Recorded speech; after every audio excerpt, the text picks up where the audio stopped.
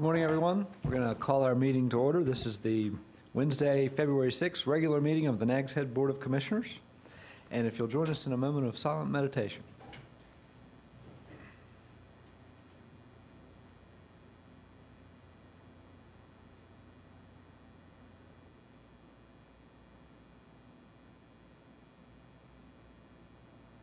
Amen.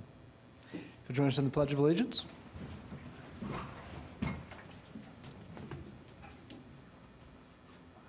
Allegiance to the flag of the United States of America and to the republic for which it stands, one nation, under God, indivisible, with liberty and justice for all.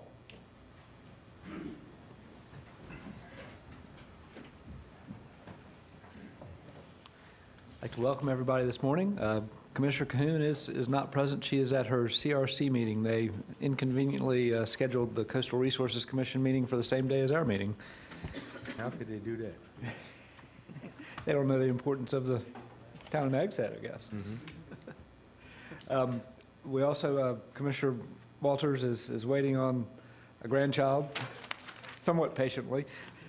And we've got something that we need to discuss in closed session. I was going to ask the board if we could have a brief closed session directly after the consent agenda. What did you do? Sure. So moved. Yeah. Second. Second, let's see, further discussion. All those in favor, please signify by saying aye. Aye. Aye. Okay. And that was the adoption of the agenda with that small change. Our next item is audience response. This is the time that we ask the public to come and give us their thoughts. If you would, come to the podium and give us your name and your address. And the floor is open.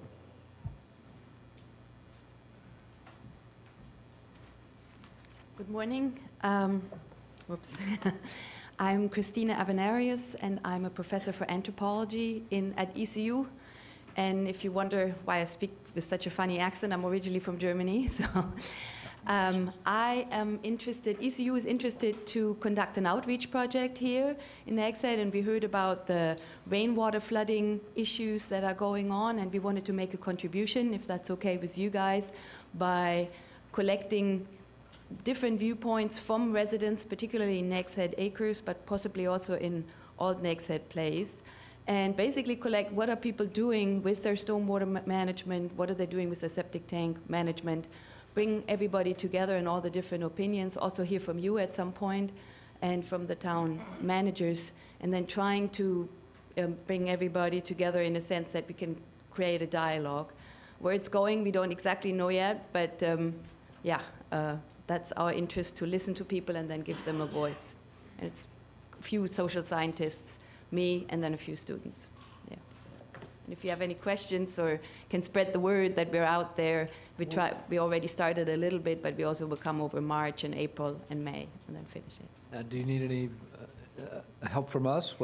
If you spread the word and say that you're okay with it, that's a big help, that people, but at the same time, I mean, we're not doing it for you. We're mainly trying to get you together and your voices together with the residents' voices. Yeah.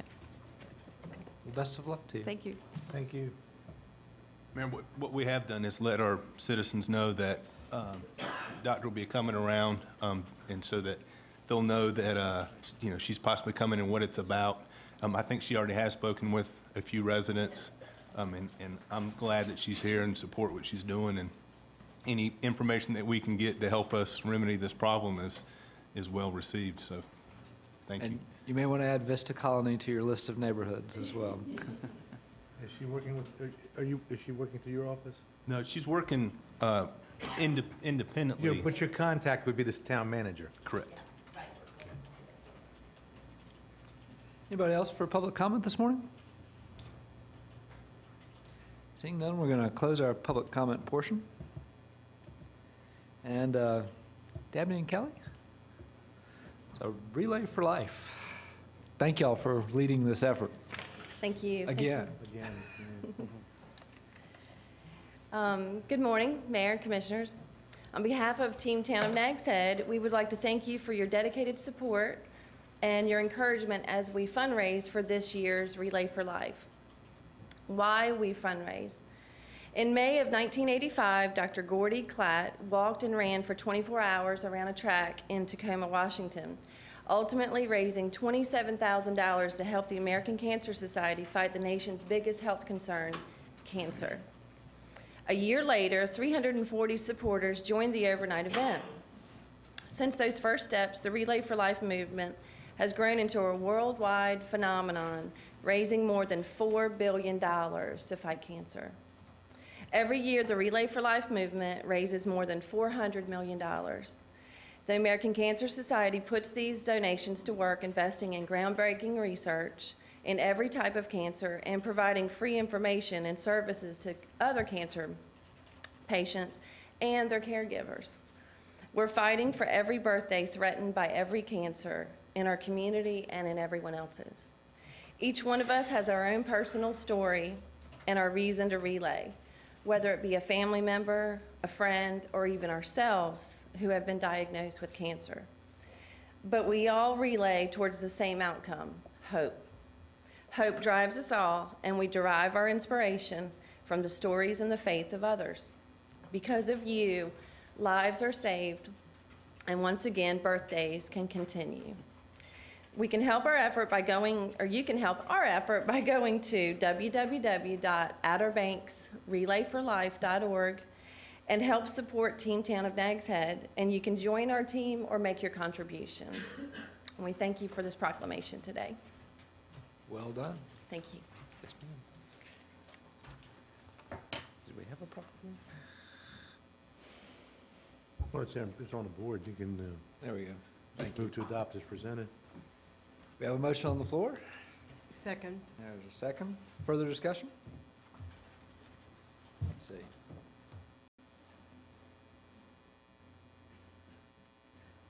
I'll go ahead and read the proclamation if that's all right. Whereas the American Cancer Society is the nationwide community-based voluntary health organization dedicated to eliminating cancer as a major health problem by preventing cancer, saving lives, and diminishing suffering from cancer through research, education, advocacy, and service.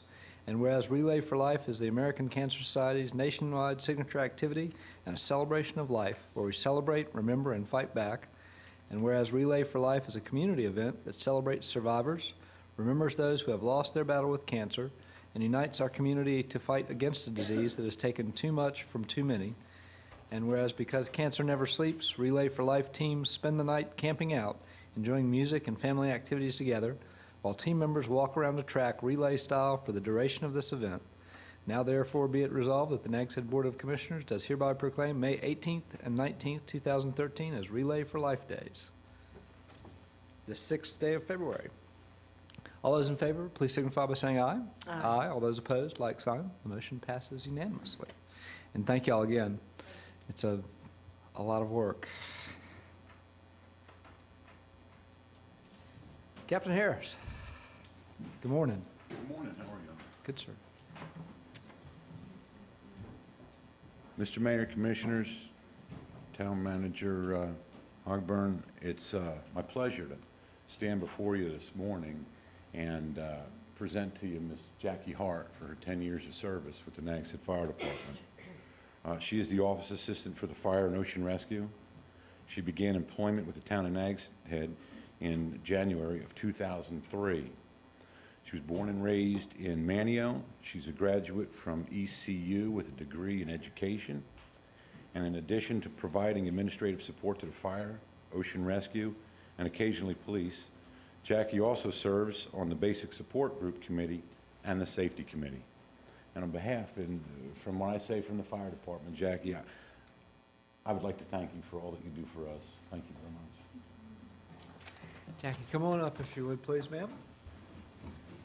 You do have a nice certificate. We want to thank you for your 10 years, and it's a lot to keep all those folks in line, I'm sure. But thank you very much for all your efforts, ma'am.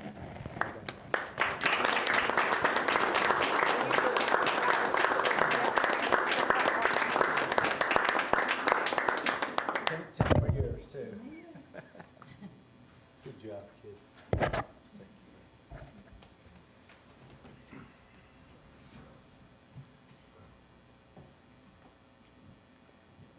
Captain Height. Morning, Mayor, Board, Town Manager. It's my pleasure this morning that I introduce John Harris. Role reversals. John has been a captain with the fire department since 2006. John came to the fire department in January of 1998. He's been a resident of Dare County since 1995. He resides in Columbia with his wife, Dee. John oversees several important functions of the fire department, one being the maintenance of our hydraulic rescue tools that we use for vehicle extrication, another being ensuring that our fire hose is tested and held in accordance to NFPA standards. And one of the most important accomplishments that John takes care of is he oversees putting our training schedule together for the fire department to make sure that everybody's kept in training accordance and so forth to the applicable standards. So, John, it's my pleasure to give you John Harris, the captain of Fire Station 21 on B shift. Morning, sir. Pleasure to have you here. I've got a small certificate. Thank you. John, congratulations. It's a small token. Thank you. Congratulations. 15 years? Went by fast.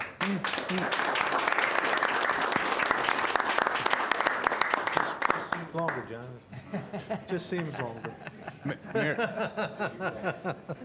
Mayor, if I could, while those gentlemen and ladies are still in the room, just take an opportunity to thank them for what they do. We take for granted sometimes on the easy days, but this past Saturday was not one of those easy days. From what I understand, it was an extremely traumatic experience, not only for the residents along that street, and we do have some full-time folks that live there. It was a full-time resident whose house burnt down. The police responders have received some accolades, and of course the fire and rescue, and I just do want to take an opportunity to thank you for your service and for your work, especially on Saturday night. So thank you all.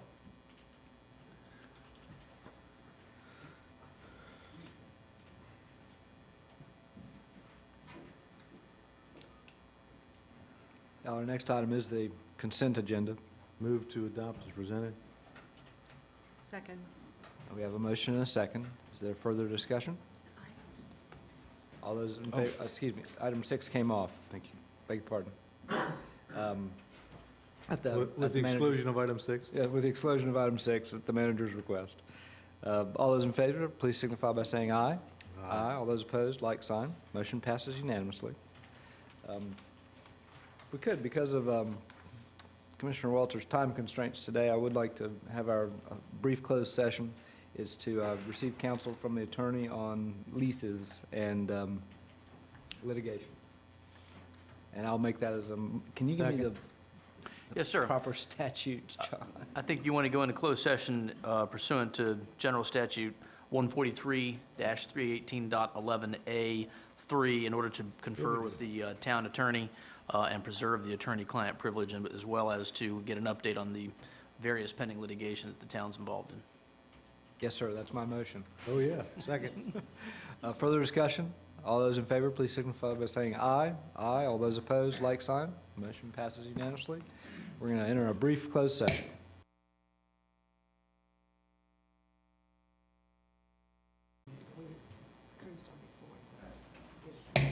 We're going to come back into open session. I'll ask our attorney, Mr. Leidy, to report out from that brief closed session. The board conferred with the town attorney in order to preserve the attorney-client privilege and stay within that privilege, but no actions were taken. At this point in time, I'm going to make a motion to excuse Commissioner Walters from the rest of the meeting. Second. Further discussion? All those in favor signify by saying aye. Aye. All those opposed, like sign. The motion passes unanimously. Best of luck. Good luck. Go get them. Cliff, we had pulled one item off the consent agenda. If you'll take us through the whalebone. We've got some opportunity here to get some additional equipment with Whalebone Park, so I'll ask Kim to explain to you why we're taking this off consent agenda, or requested you to. This is a request to ask the board to approve the contract for Wellbone Park. We asked that it be taken off of consent because normally a formal bid requires a performance bond. Originally, the contractor had wanted payment of half up front and the balance at completion. but they've agreed to take payment in full at completion of the project, which means a performance bond would not be necessary if you waive that requirement, and then those funds can be spent instead for additional playground equipment rather than for the bond. We've also asked that the current contract amount is $141,000, and we've asked that the board give the manager authority to approve up to $157,000, so that's the amount that's available to be spent. Any questions for Kim? Make a motion. Make a motion to have the manager, or the manager authority up to $157,000. And waive performance bond. And waive the performance bond. And if, yeah, in lieu of waiving, oh, I guess it's not in lieu of, but, and waive the performance bond required for the bid on Whalebone Park. Okay, we have a motion on the table. Second. We have a second. Further discussion? All those in favor signify by saying aye. Aye. All those opposed, like sign. The motion Thank you. passes unanimously. Thank you. Thanks, Kim. On that same subject, Cliff, we are proposing to finish that park Before Memorial Day. Yeah, by Memorial Day. By Memorial By Day. Memorial Thank you Day, very okay. much. All right. Our next item is reports and recommendations from the Planning Board and the Planning and Development Director. Consideration of the First Amendment to the new singular wireless agreement. Good morning, Mr. Mayor, Board of Commissioners. We're asking you to consider a motion to adopt a lease that would allow AT&T to install a generator under our monopole. There in your packet, you actually have a diagram. This lease will allow them to feed power to their equipment even during emergency emergency events if the power should go out. They've offered to up their, to pay $300 per month for this lease, which is in addition to the lease of the equipment that they already have on the pole. I'm happy to answer any questions. What's it require? Motion? Just a modification of the lease. Make a motion to accept the modification of the lease with To allow generator equipment, with US Cellular. Who is it? AT&T. AT&T. Sorry about that. We have a motion on the floor. Second. We have a second. Further discussion? Just a couple of comments. I understand that the generator will be enclosed in a Let me show you, do you have the elevations pulled up? not well. Okay. I don't have it at all. It's, Well, it's way down there. it'll be a Doug. generator box. It won't be a structure per se.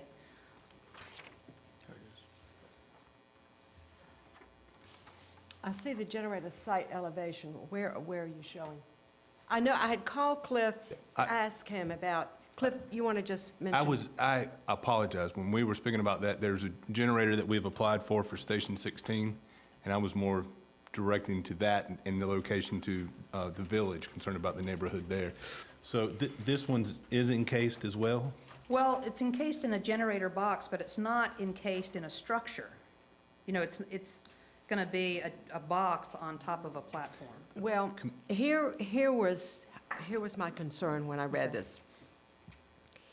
Generators are notoriously noisy. They have to be. I have one across the street from me. And Cliff and I had this conversation about, you know, because we do have some residents nearby.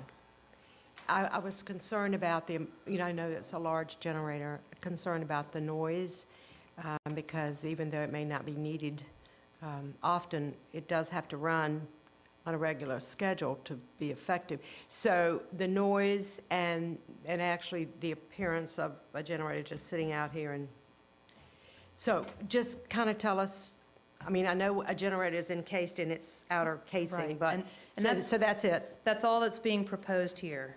You can see, here's the elevation. It'll just sit up, it'll just sit, that's all right, sit up on this deck. There's no structure proposed to be built around it. And it would run intermittently. It's not a generator that's going to be on full-time. It's an emergency backup generator. Okay. And really and truthfully, if it's done, nowadays, we don't have issues anymore with the generators that we used to have. this gentleman might be able to answer it, but you have to come up here to do it. Nowadays, the generator systems that they put in are really and truthfully, the decibel outage of those things is not anywhere near what it used to be. And I'm sure maintenance is going to be taken care of by them. Not by me.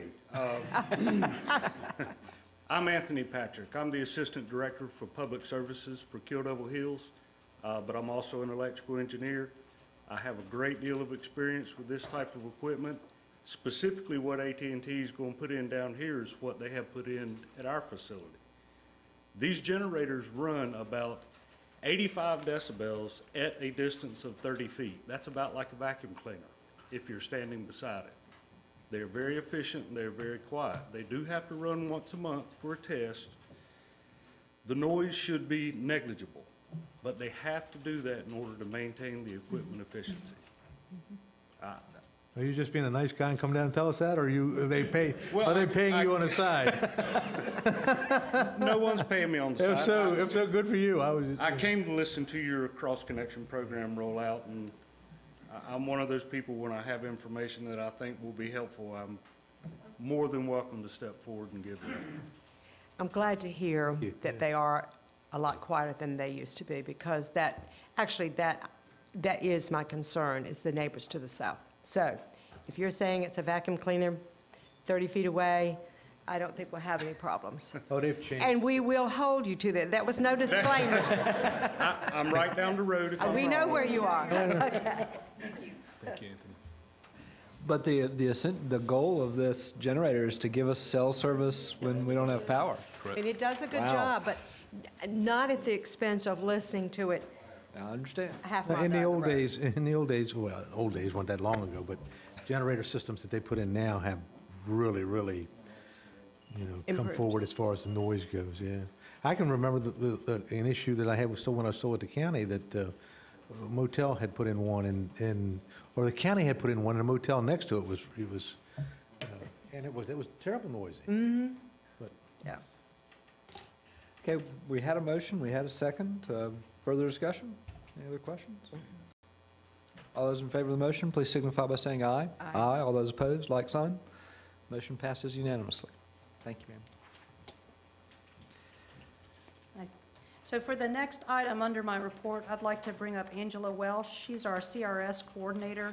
Our community rating system is a program that helps us grant our citizens the maximum discounts available for our town, for our community, under the National Flood Insurance Program. Angela's here to tell you about our program and some good news that we got just recently.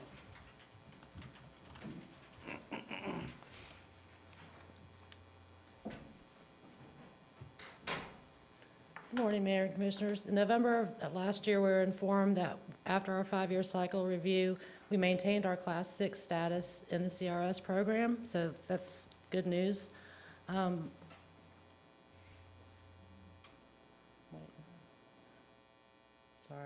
CRS program is administered by FEMA, and it's an incentive program. We don't have to do it. We do it to help our citizens with their, lower their rates on their flood insurance. It encourages floodplain management that exceeds NFIP or National Flood Insurance Program standards.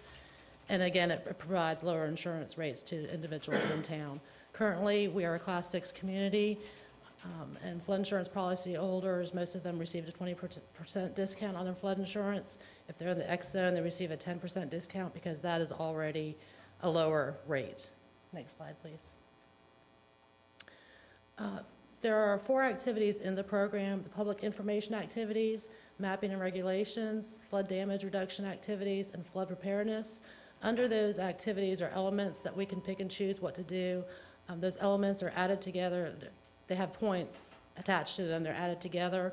And then the CRS administrator calculates all those points, gives us a score, and that's converted to a class number. Next slide, please.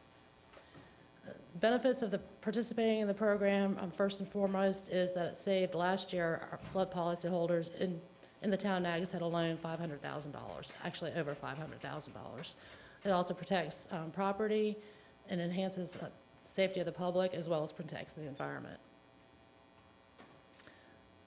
Some of the elements that we currently implement are our annual retrofitting workshop, which our building inspector leads. We do GIS mapping, we maintain that, and Roberta also does our Nags Head lines, and we put some information in that as well. Next slide, please. And all the beach towns are involved in the CRS program. We are Nags Head, Kill Devil Hills, and Kitty Hawk are Class 6. Southern Shores and Duck are Class 7. And Manio and Dare County are Class 8. And I just want to point out that the lower number you are, the better class you are. So Dare County and Manio only receive a 10% discount, where Nags Head, Kill Devil Hills, and Kitty Hawk receive a 20% discount. And in October, we maintained our class. In October of 2010 was when we had our visit, and we were just informed that we maintained our Class 6 status with 2,164 points. So we're solidly in the Class 6. A Class 5 status is 2,500 to 2,999 points. So we have 336 points to reach a Class 5. There's some additional elements we could add, and we're working on those. But we hope to at least just maintain our 6 for a while at least. Next slide, please.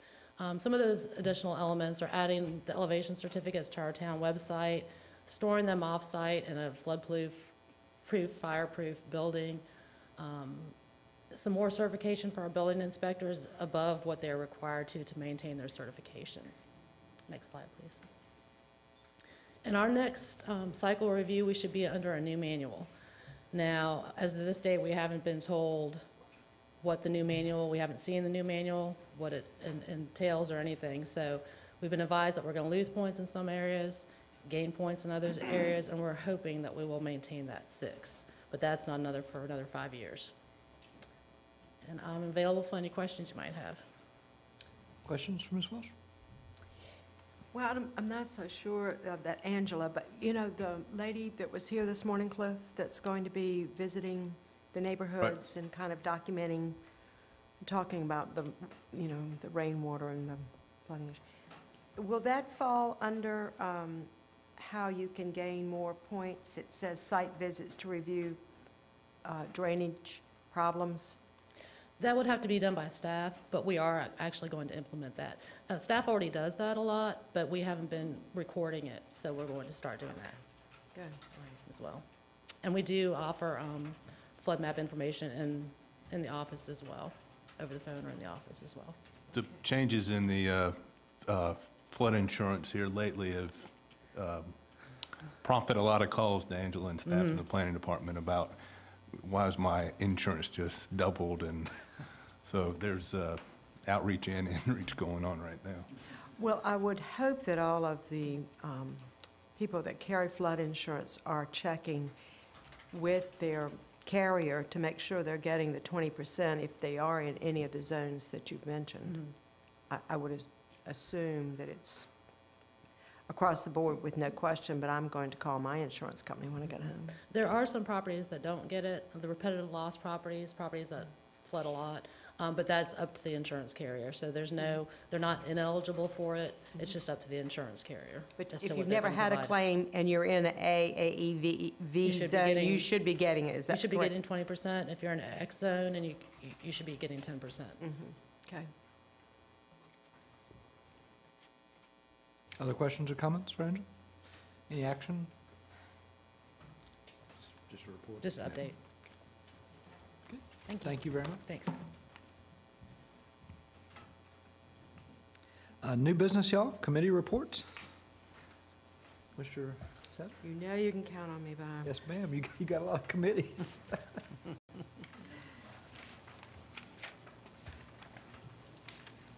The Tourism Board met January the 17th, and we did welcome the new members. We have a new member from Hatteras, Natalie Kavanaugh. She is representing the at-large seat. And then we have Brent Sorensen from the Hotel Motel Association. And our own Nags Head Dory Fuller is representing the Chamber of Commerce. And yours truly did get the chair. Thank you for saying that last meeting, Bob. You were a day too early. A little early. But no surprises. Some of the issues on that agenda were discussions of the spring structure again with the sprung structure that's currently at the Park Service. But we have, we are, I don't know how to say this without, we are awarding an opportunity for a contract with a company to do a study and let the board know, taking all of the wish lists that have come through either emails or verbally or whatever, to make us a plan, what goes first on that site and what follows and whatever. And hopefully the company that we've chosen to try to proceed with will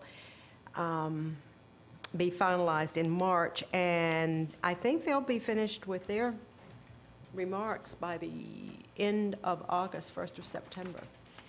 But in the meantime, we are still forging ahead with preparing the site for better events for this year, with the removing of a lot of debris out there and field dirt, et cetera, et cetera. So it should look a lot better this year than it did last, and I think there's some proposals already out there for some events to happen there. So then we heard, we had the Outer Banks sporting events people. They came and let us know about the upcoming year events. They're going to actually have a new event this year. It's called Storm the Beach. That will be held June 15th, 16th at the Life Saving Station in Kill Devil Hills. And I put down here, it was interesting to hear the total 2012 estimated economic impact from Dare County is $6,278,000. And that amount of money is made up from total room income and per diem expenditures from hotel guests. So if you don't think those events don't bring in money, it's documented. We passed a resolution for supporting funding for the dredging of Oregon Inlet, and we awarded a grant request to assist the St. Patrick's Day Parade again in Nags Head. We plan on moving the meetings around the county this year, with a February meeting to be held in Kitty Hawk. So anyone that follows the tourism board, and I know we have one of our publications here, he follows us around all the time. We'll be meeting in the Kitty Hawk Town Hall in February. And what I hope will happen is every other month we'll be able to take that board and move it to another site in the county so that we can get a little more accustomed to what's going on where. And I'm looking forward to a Nags Head meeting middle of the summer. So that concluded that meeting. I did want to mention, and I don't know if Doug's going to, well, actually, no. I don't know if Roberta is going to say anything, or Cliff. But it was a really interesting meeting that the chamber sponsored the other day. I made some notes. We had,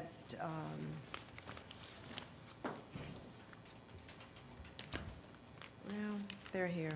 Here we are. We had a big turnout that day for lunch. Barry Hobbs, the NCDOT representative, was there. Is this in any one of your, is this in your? No. It isn't. Oh, well, I'll make it brief. Good. Anyway, he spoke on numerous subjects, including the Bonner Bridge repairs and replacements. The contract's been let to PCL civil contractors for $216 million to begin this spring and finish February 2016. This, of course, is subject to legal challenges. 80% of the design completion has been completed. There's an ongoing maintenance there. You'll see test pilings being jetted now. The old bridge parts will be used for offshore artificial reefs, but will retain a part of that as a pier on the southern end. The Mid-County Bridge, not much was said. The record of decision is pending, and seems funding is still not assured. That's the 7-mile-long bridge that starts in Idlet and comes across, of course, to the Currituck Outer Banks. The Alligator River Bridge was built in 1960. I didn't know it was that old. It's got some age. Needs to be replaced. The bearings in the middle pivot, actually the replacement of those pivots require the closing of the bridge, and right now they've scheduled that for April 2 to 14. And there is, right now, no ferry service, but they're hoping to have some boat public transportation. Then November 2013, the college. And let me Okay. I'm sorry. It's not time for discussion, Doug. I'm not finished. Oh, no, I It was by talk trade. about the Alligator River Bridge Yeah. just for a second. Yeah. It's the 2nd to the 14th, is that what you said? April 2. It's supposed to be, I think they did that to take care of Easter. Wasn't that right, Cliff? Yeah. Was there any other discussion about possible changes of dates? Well, with various departments, there's always that chance. But I think they had already projected it for March, sometime in March. And then due to whatever, they changed it to right after Easter. And it could be changed again, Doug. Okay, right, that's all. And there's a lot of uncertainty on what they find when they put that bridge up, That's too. the other thing, too. Because of the age of the bridge, they don't know what they'll find when they start working on that center span there. Well, again, it was the dates of, there's all these rumors flying around about the same thing that you just talked about, what they're going to find, once they take the center span apart. Yeah, yeah. Jerry Jennings was supposed to speak at this luncheon, but he had a bit of a health problem. Procedure, yeah. Yeah. So Barry Hodges is the NCDOT Division Project Manager. So I guess if we keep up with him, we'll find out if there's any change in those dates. They're going to... Sorry to interrupt. No, that's okay. They are going to take out my favorite curve on the Collington Road, the one around the Methodist Church there. They're going to, yeah. That's going to happen in November sometime, yeah. So,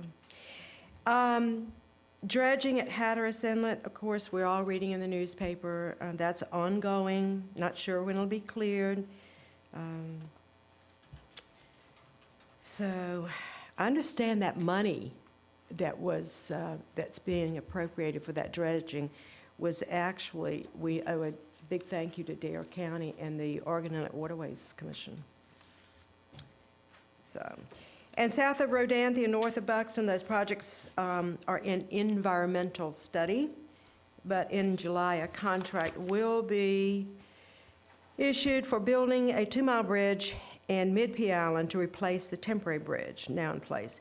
And then there's anticipation of building a bridge north of Rodanthe. And he said that a hearing on that would likely be held in March. So we just need to keep abreast of any changes, I guess. But that's all I've got, Mayor. Thank you. No, ma'am. Thank you very much. I have a report later, Mayor. The GovEd Channel Committee met 2 weeks ago, and I'll give that in my, I'll present that, and I have a proposal or request pertaining to that under my agenda. Yes, sir. And just a brief report, the Colony Ridge Committee meeting was canceled for this last time that we had it scheduled. They needed a little more time. They had just gotten the approval from us on the lot coverage change, and we wanted to give them a little bit of time to react to that and actually have something to discuss. So we will get that rescheduled for probably in the next month or so. I have a report, if it's appropriate, from Commissioner Walters and Jeanette Spear. Yes, sir. Please. She did want to extend appreciation to founding members, Commissioner Sadler and Chairman Bob Mueller, for their years of service from the beginning on this project. As the board knows, Commissioner Walters is filling the seat for Commissioner Sadler as the town representative. January 23rd was her first meeting, and the new officers were elected then. They are Michael Halminski as chair and Ray White as vice chair. Also wanted to pass along that the pier is no longer a subsidiary of the Roanoke Island Aquarium. It is now a separate entity, and Mike Rimmage will report directly to David Griffin. He had been kind of reporting to Malin White through the Roanoke Island Aquarium, but now it's a separate entity, standalone. Highlights for 2012, they estimated 934,000 visitors to the site. About a third of those, 305,000, are actual pier visitors. Student visitors, they had 2,550 students in 40 groups. Participants in their programs and classes were 5,870. They had 4,040 participants in outreach programs, and those were 11 events, and they had 123 facility rentals in 2012. New projects in 13, they've put in some exhaust fans and dampers in the bathhouse and in the pump house. They've purchased more path mats to increase the handicap accessibility from the bathhouse out onto the beach. Those have been very successful throughout town. They're continuing their collaboration with Coastal Studies Institute. Future capital projects subject to funding, the solar walkway with the plug-in hybrid for vehicles, the charging stations, that was, I guess it was value engineered out during the project. They're working on trying to get those put back in. Expanded solar capacity for the entire facility, and installation of standing seam metal roofs, or what they have planned. Direct questions to Commissioner Walters. I would have thought a roof would have come Very with it, good. but thank you very much. Yes, sir. Appreciate You it. know, the number of visitors is outstanding. Almost a I million. mean, that's almost a million. It's in line with Jockey's Ridge. Yeah, I was going to say, comparable to Jockey's Ridge. It's a shame that only a third of those actually go out on the pier. Anything else under committee reports, y'all? We'll move on to repaint the South Nags Head elevated tank. Change order number 1. And hopefully the only one. Yes, sir. Mr. Mayor, Commissioners, this morning you have before you a change order to the contract that the town executed to repaint and install a mixer in the South Nags Head elevated water tank. I'd like to point out a few salient pieces of information before you ask questions and do your deliberations. This tank is 24 years old. We have it inspected along with the north tank that was built 8 years ago. We have it inspected every 2 years. And we get these inspection reports, and they do, indicate a certain amount of corrosion that principally exists on the inside. But I would point out that nothing that's contained in this change order that either needs to be repaired or replaced is on a component of the tank that is in contact with the actual drinking water. I mean, you know what this tank looks like. It's called some type of a spheroid, and the word escapes me right now. But there is a center tube that goes up the middle of the tank all the way to the roof, and that's the access tube. It goes through the bulb where the water's contained, but that's where the principal amount of this corrosion has taken place over the 24-year lifespan of the tank.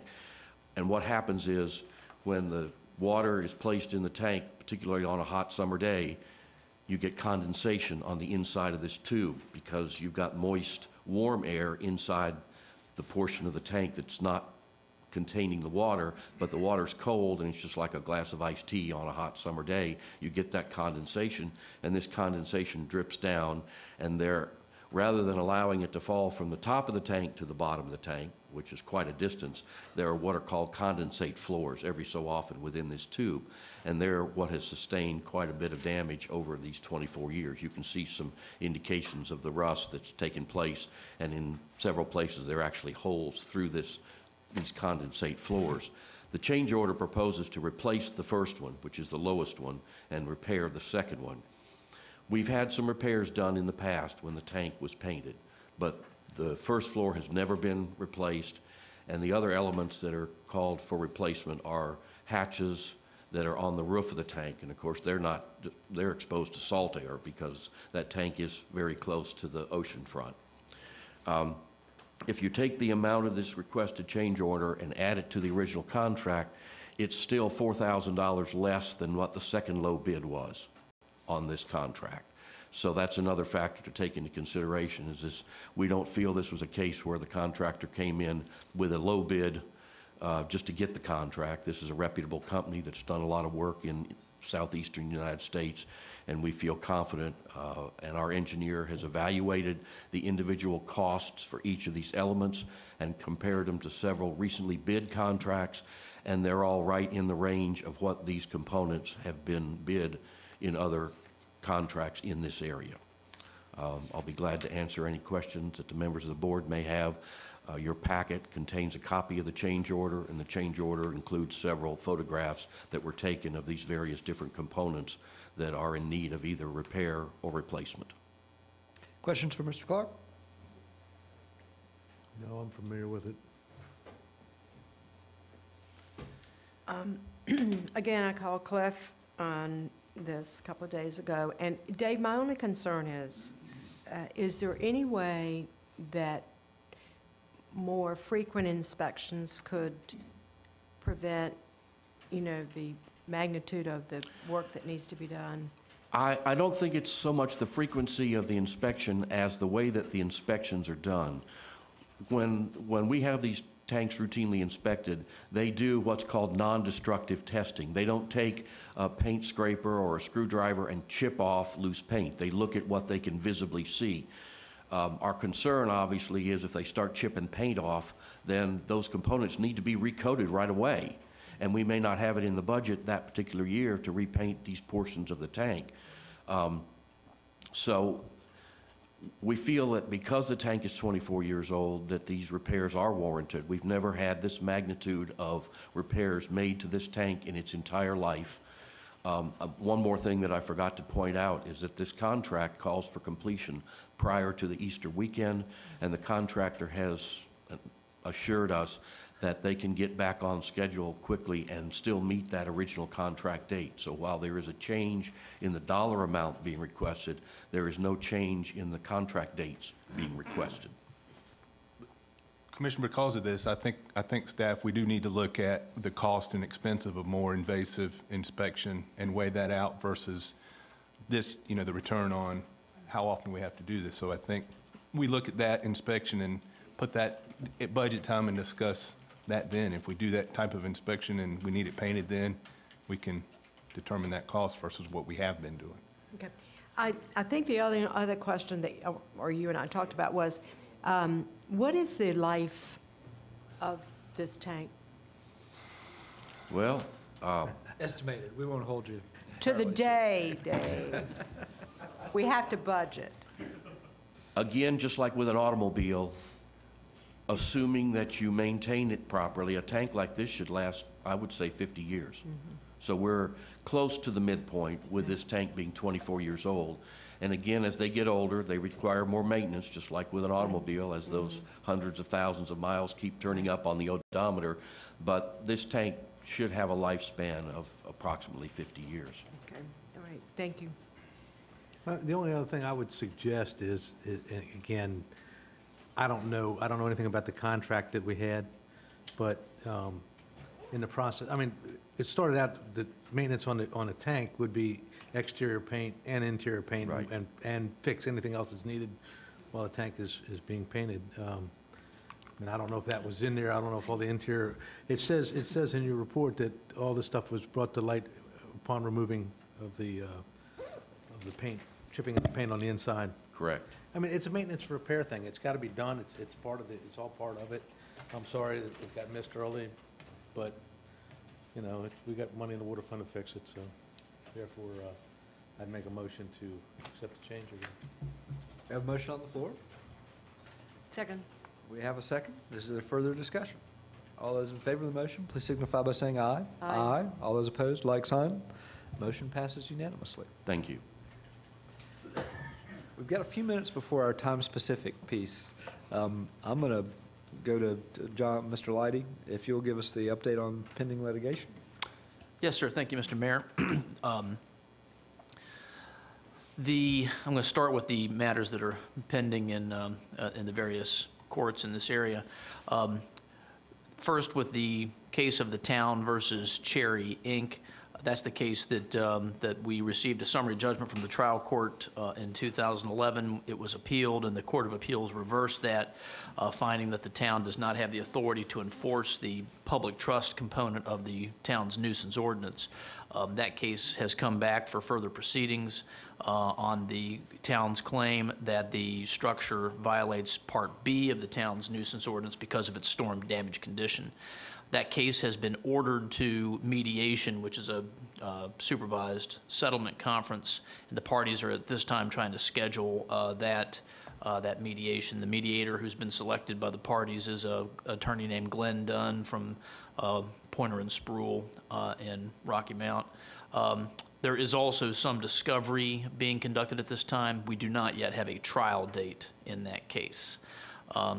Second, the various condemnation actions that the town filed against the Fisher plaintiffs, those folks who had tried to stop the town's condemnation actions from being filed, those actions have been filed. They are pending. The Fisher plaintiffs and another handful of property owners have asked for more compensation for the town's taking of easement rights than the town initially offered. Where those cases are at the moment are that the surveys of the area taken have been completed, but there were some features, some natural features regarding the area taken that were not shown on the initial surveys, and so those are being revised at this time. Most of those revised surveys have been completed. As this process has proceeded, a handful of the plaintiffs have dropped out and accepted the town's initial offer and have entered into consent judgments with the town. So the group of those folks who are challenging the town's compensation that's been offered keeps getting smaller. And there may be some more of those who drop out after the surveys are completed.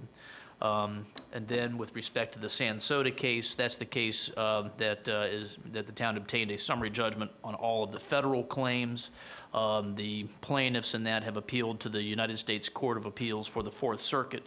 Oral arguments were scheduled for last week, but the court sent us a notice about a week before that saying that it was going to reschedule those oral arguments for the week of May the 14th. That's really not that unusual. They've done that recently in a number of cases. I'm not really sure what the scheduling issues are that they have, but for whatever reason, they've had to reschedule their cases for arguments on a number of occasions. So at this point, we expect to have the oral arguments heard in May, but there's no guarantee that they'll be heard then.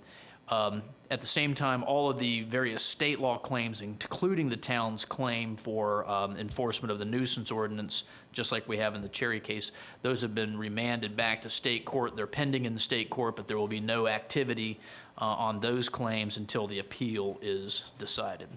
And then the town is a party to 3 different cases that are appealed from decisions of the Board of Adjustments.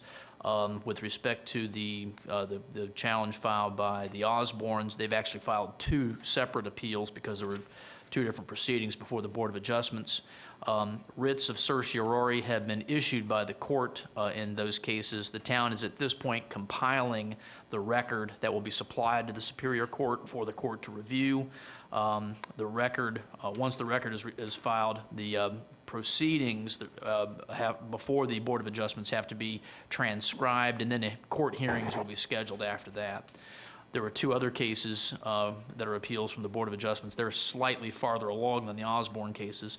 In the On Trading Corporation case, which involves the Dairy Queen, and the High Impact Marketing case, that's the one that involves the mobile billboard, the writ of certiorari has been issued. The record has been completed and has been filed for the Superior Court to review. At this point, we're waiting for preparation of the transcripts from the various proceedings before the Board of Adjustments. And once those are completed and filed, then hearings will be scheduled for review by the Superior Court. So that's where we stand on those. If there are any specific questions about other matters involved in these cases, we will be having another closed session later on in the meeting to deal with the closed session minutes. So if there are any other questions, we can go into closed session to address those at that time. Thank you, sir. Thank you.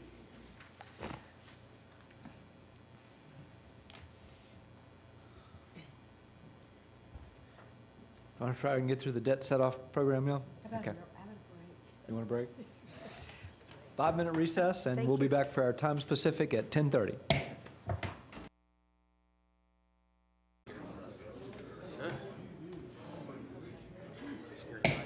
We're going to come back into order and go to our time specific. We're a little bit late for our time specific, but giving everybody an extra chance to get here and listen to the cross connection.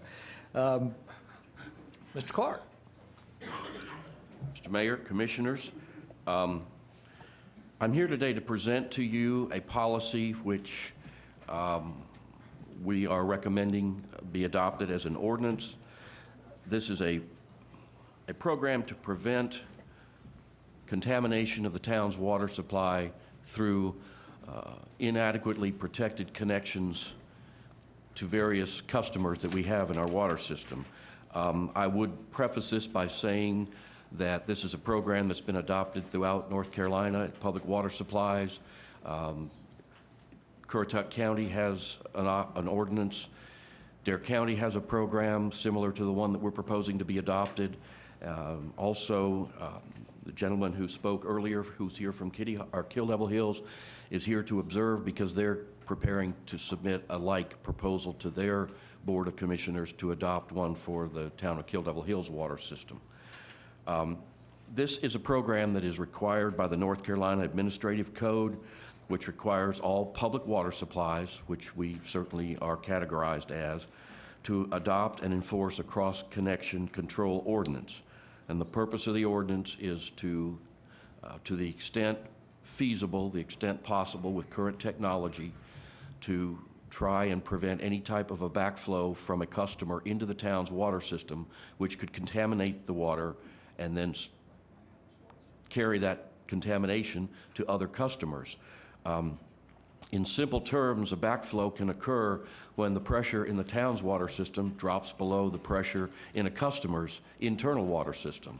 And a very common way of this happening is when there's a fire. When the fire department gets out and connects to hydrants and starts pouring a large amount of water on a fire, it significantly reduces the pressure in the town system and can result in a backflow of water into the town system.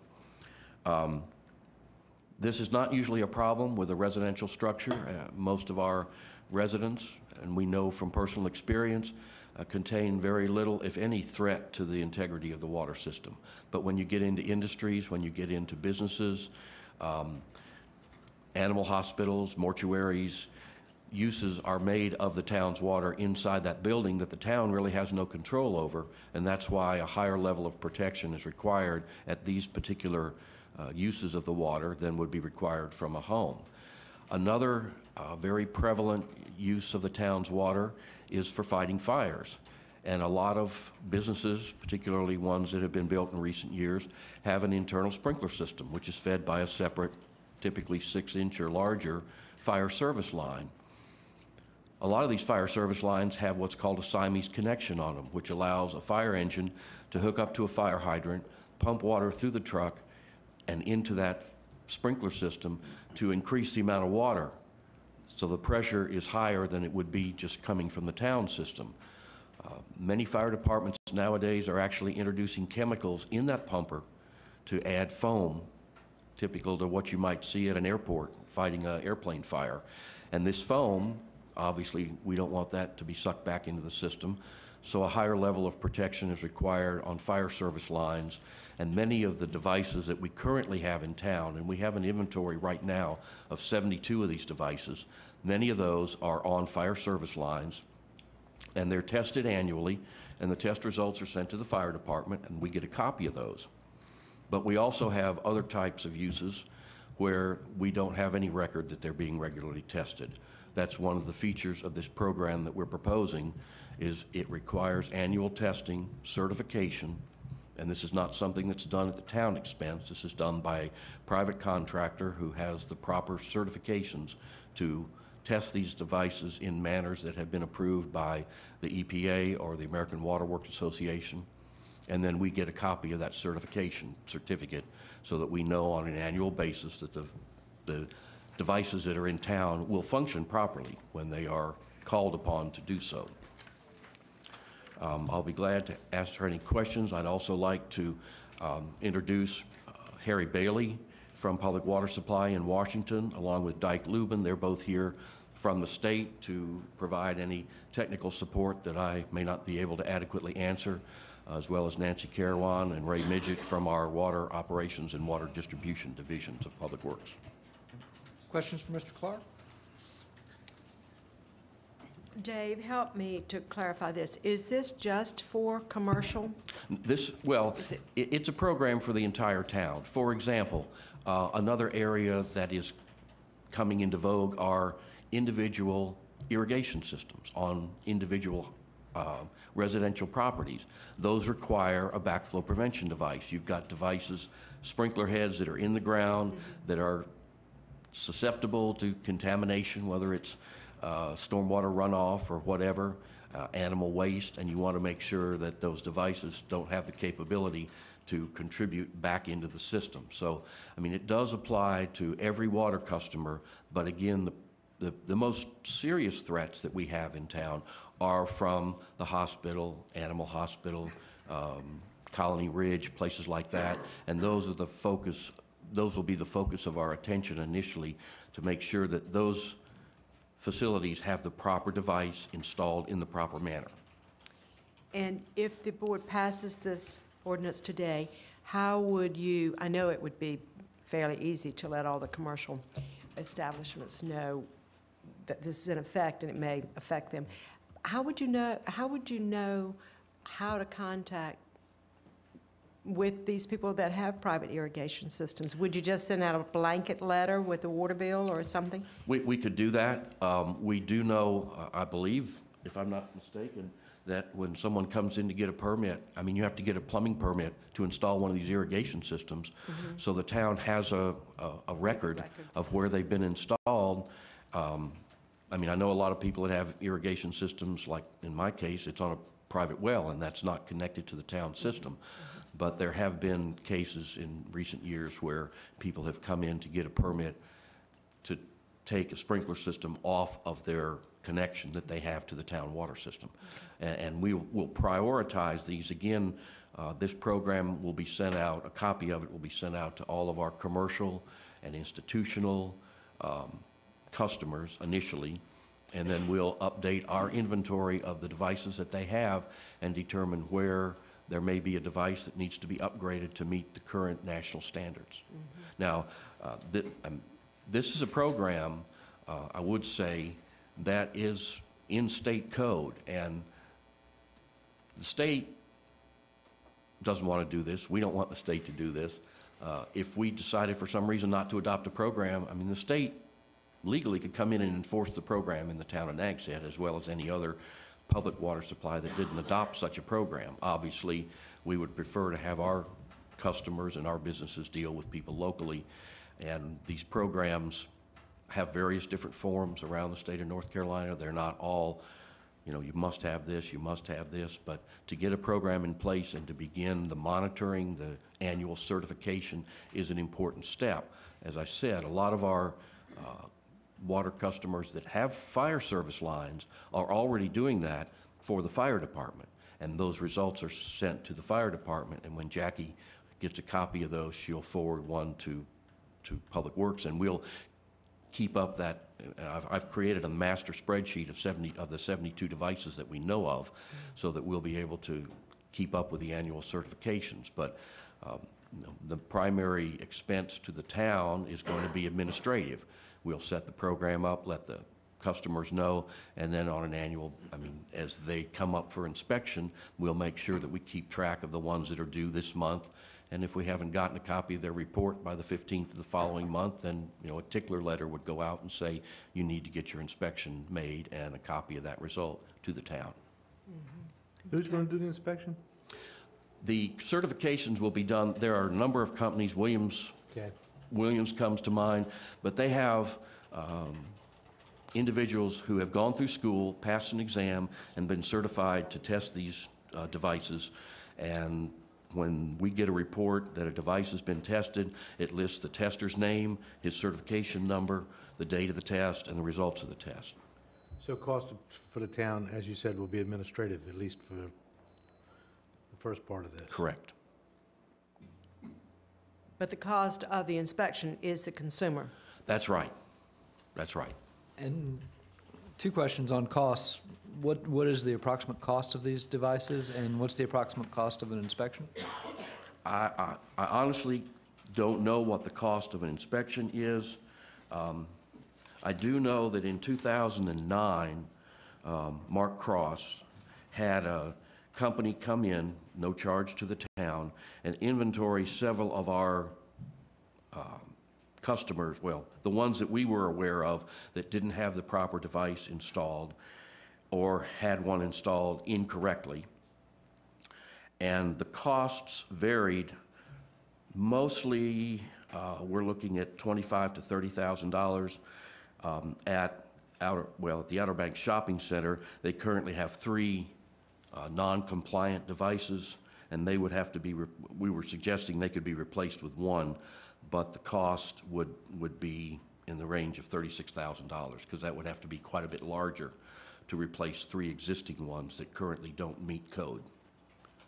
But mostly we're looking at 25, 22, 25 in 2009 dollars. So we have to understand that some of these costs have increased, but we have not had this company come back since then to do another inventory. So it is a significant cost. It is, yes, sir. And how long, what is the annual, this will be an annual inspection? For instance, the hospital will be done on an annual inspection? Correct. Okay. So once we correct all the violations or all the ones that don't meet the code, then it just becomes a point of an annual inspection for those that, we're talking about backflow preventers and things like that. Right. They have to be tested to make sure that they'll function properly in the event that a drop in pressure takes place with the town system. Well, One more question I have then. If the ordinance is, I'm already understanding that this is a statewide law. That is correct. It's in the North Carolina Administrative Code. Okay, so we want to pass this so that we can be more hands-on locally, et cetera, rather than the state administering this and coming down hard on whomever. That is correct. So Dave, how long, so you do have some customers that do need to upgrade or reinstall their incorrect installed cross connection. Correct. How long are you going to anticipate that they will be given before they're in violation of the ordinance? The way the ordinance is currently written, as it's been proposed to you, is that if you adopt it today, it would become effective on March 1st, and we would begin contacting the businesses, requiring these annual inspections for certification, and a copy of the results coming to us. As far as the implementation date for any non-compliant devices, we've set that date at February 1st of next year. So we're talking about almost a year from today for non-compliant locations to come into compliance. Mm-hmm. unless I missed it, how long has this law been in effect? I don't know when it became part of the North Carolina Administrative Code. I mean, it's been there for some time. Every year, we're inspected by Public Water Supply from Washington. They come down and they do an inspection of the town system, and they make a note of any concerns or deficiencies that they have discovered while they were making this inspection. And at least since 2010, because that's the earliest one that I was able to get my hands on as I prepared for the meeting today, this is something that they have been urging the town to adopt, because that would bring us into compliance with that portion of the administrative code. Yeah. And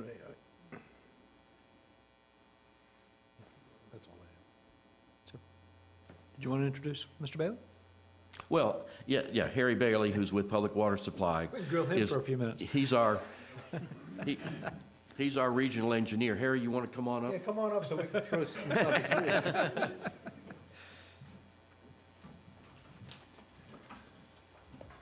Hope everybody's doing well this morning, and we appreciate the time to come visit y'all.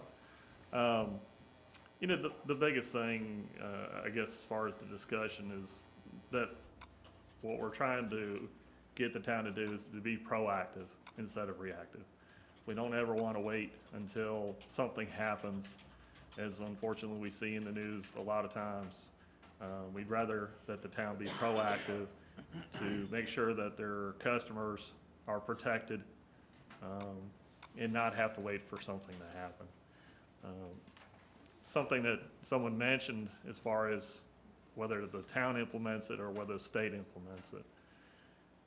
It's actually in the town's best interest for them to implement it because the state actually holds the water system responsible. We don't hold your customers responsible. So if we come and do an inspection and we find that you're not in compliance, we only have authority to the town, meaning the water system. So that's another good reason for the town to have an ordinance, to be able to obviously control the devices, because you can always go above and beyond what the state and EPA requires. Those are the minimum standards. In a lot of systems will actually go above and beyond that, and which is a good thing. But also with an ordinance like this, as I believe it's set up, you defer the cost to the customers. If, like I said, if the state came along and found deficiencies, we hold the town responsible, and the town's responsible to correct those deficiencies. Well, I've got to say that Nags Head has, through the years, has done an excellent job of maintaining and adding on to their water system. It's particularly when it comes to looping systems, and so we have decent fire protection, et cetera, et cetera. Yes, sir. And or decent pressures for fire protection. And I am familiar with some of the problems that can be created when a faulty system is put together. So basically all we're doing is increasing the integrity of the system that we have in place, or maintaining the integrity. So I mean, I don't see it, other than the fact it's going to cost some of our customers a sizable amount to correct. I don't see what else we can do about it, other than maybe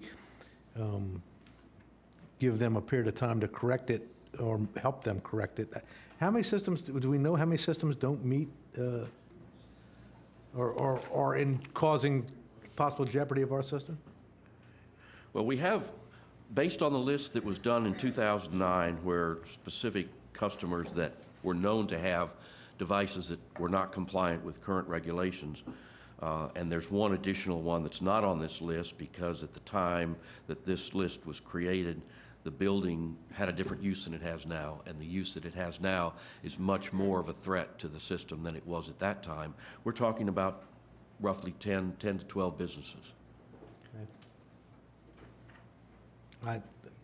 That's the only downside that I see to this. I mean, you got to. I mean, we have an obligation here to make our system meet code. We all want to have safe drinking water. I certainly agree. It looks like the state code, though, calls for a policy on it. It doesn't necessarily call for an ordinance on it. And I'm just going back and retrofitting on some of these things. Have we had some sort of cross-connection policy in place before now? Because obviously we have some devices that are designed to stop that. Is that?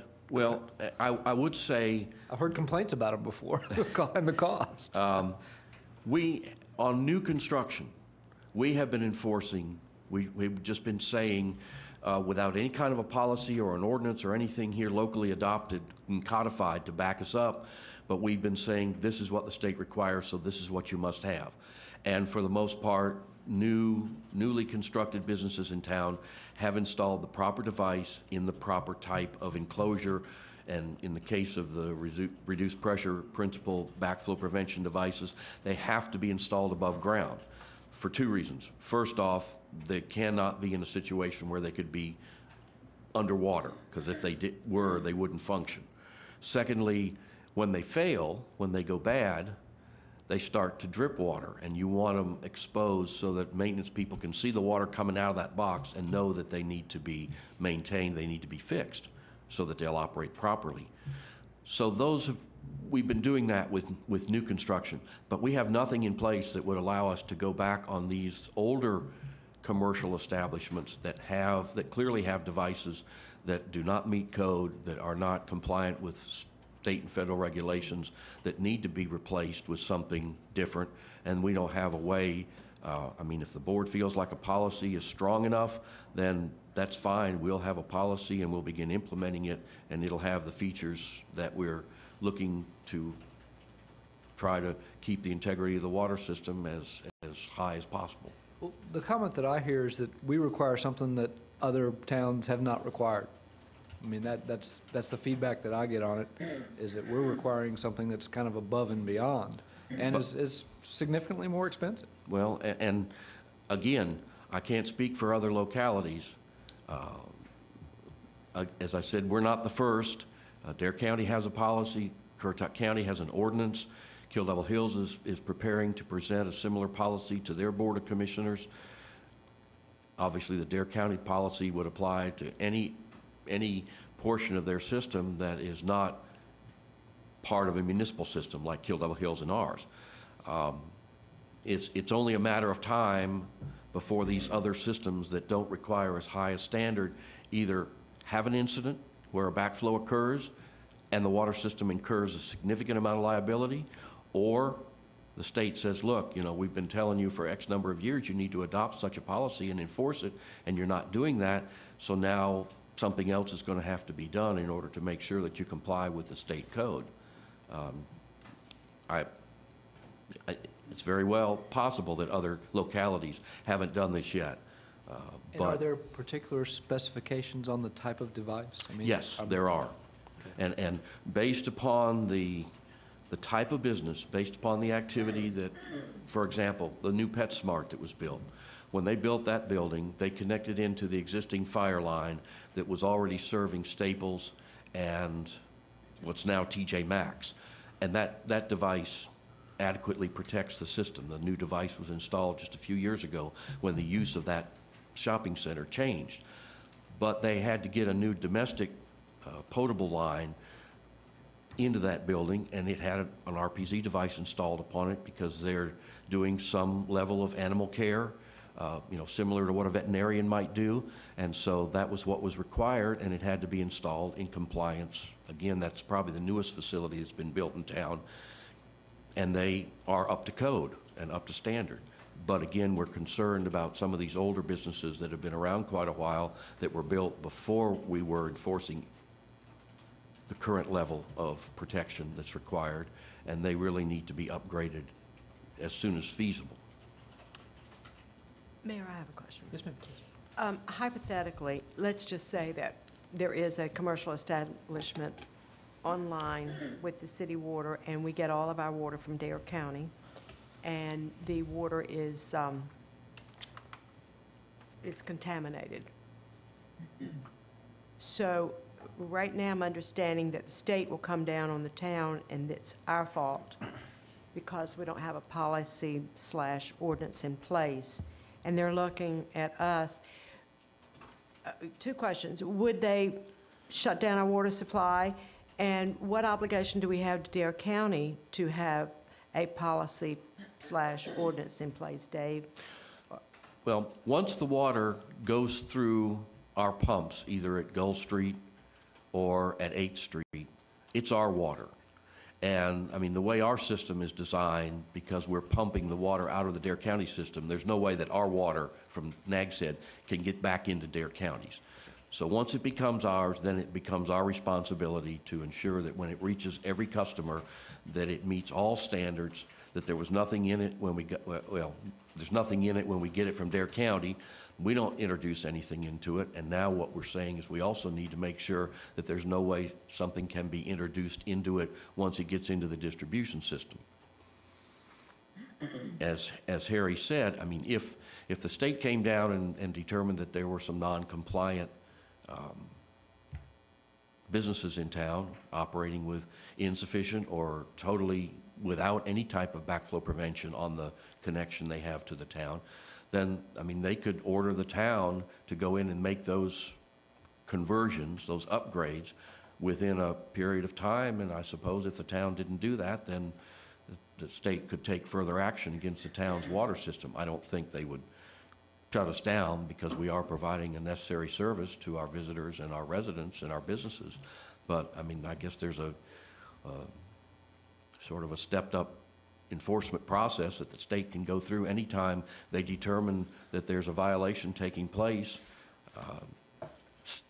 Cities get fined for sewage overflows all the time because they have not taken necessary steps to prevent things like that from happening. But we would hope it would never reach such a level that that would have to be done. Okay, thank you. Mayor, what's the difference between, you spoke of policy, what's the difference between having a policy and having the ordinance? I mean, would they not each be strong enough on their own merits? I just pulled up the administrative code, and it does speak to policy and not to ordinance. And what's the difference between those? I would think an ordinance would probably be more enforceable than a policy. Yeah, an ordinance is a law. Policy is really more of a guideline. It's something that the town can indicate it requires and expects of folks, but it really can't enforce it except by using the failure to follow policy as a basis for making a decision. So, but you can't compel someone to comply with a policy. You can compel them to comply with an ordinance. This code also calls for policies, not just on cross-connection control, but on customer information, complaints and public education, budget development and rate structure, response and notification if water quality violations occur. I mean, it's not just cross-connections. There are other things involved that I guess we have policies on all those, I would imagine. We do. Yeah. We do. Well, I see it boils down to number one, there's nothing more important to me anyway than safe water. I can do without electricity, I have candles. But you know, it comes down to either, if you have a problem, either the person that's causing the problem needs to correct it on their dollar, or then the town is going to be forced to correct it by the state. In simple terms, yes. When you boil it all down, that's basically what's left. And I'm not aware, and correct me if I'm wrong, Harry, that there has been a situation where a locality has not adopted a program and the state has had to come in and do that type of action. And I'm sure the state would prefer not to do that. Correct. And first and foremost, Public Water Supply is a regulatory agency, but that's the last thing we really want to do. We don't want to issue fines and all that stuff, because the number one goal, as you pointed out, is public health. And if the state comes in here and says, okay, down the Nags Head, you didn't do this, you didn't do that, that's going to be $20,000. That's $20,000 that is being taken away to correct an issue. So our goal is to work with the water systems as best we can to accomplish that goal of public health, protecting public health, because that's got to be number one. And that's, and what you're talking about today, that's what you're talking about, is public health. And we do periodically investigate issues of cross connections, contamination events. It happens. And as you pointed out, water, most people take it for granted. And most people do not understand all the hard work that your folks do to make sure that that happens. And until something drastically bad happens, that's the only time, you know, you'll ever hear about drinking water. So, and that's what this ordinance is about, is to try to secure that for your residents, is to make sure that they're getting good, safe, clean, potable drinking water. We can deal with individual issues such as costs or inability to pay the costs of, Cliff brought up a good point. Maybe we could look at, we have a septic health initiative. Maybe we can have a public water initiative and help them offset the cost and make them pay them back, pay us back over a period of time. I see this as a no-brainer. And other than the cost, other than the fact of cost, this is a no-brainer. And for new construction, I agree completely with you. Right. I think requiring retrofits on some of these things is going to be outrageous. I mean, $20,000 to a small business is a lot of money. And this is I guess 2010 was the date of some of these amendments to the state code. these risks, I mean, we've been running a public water system for 25, 30 years at least.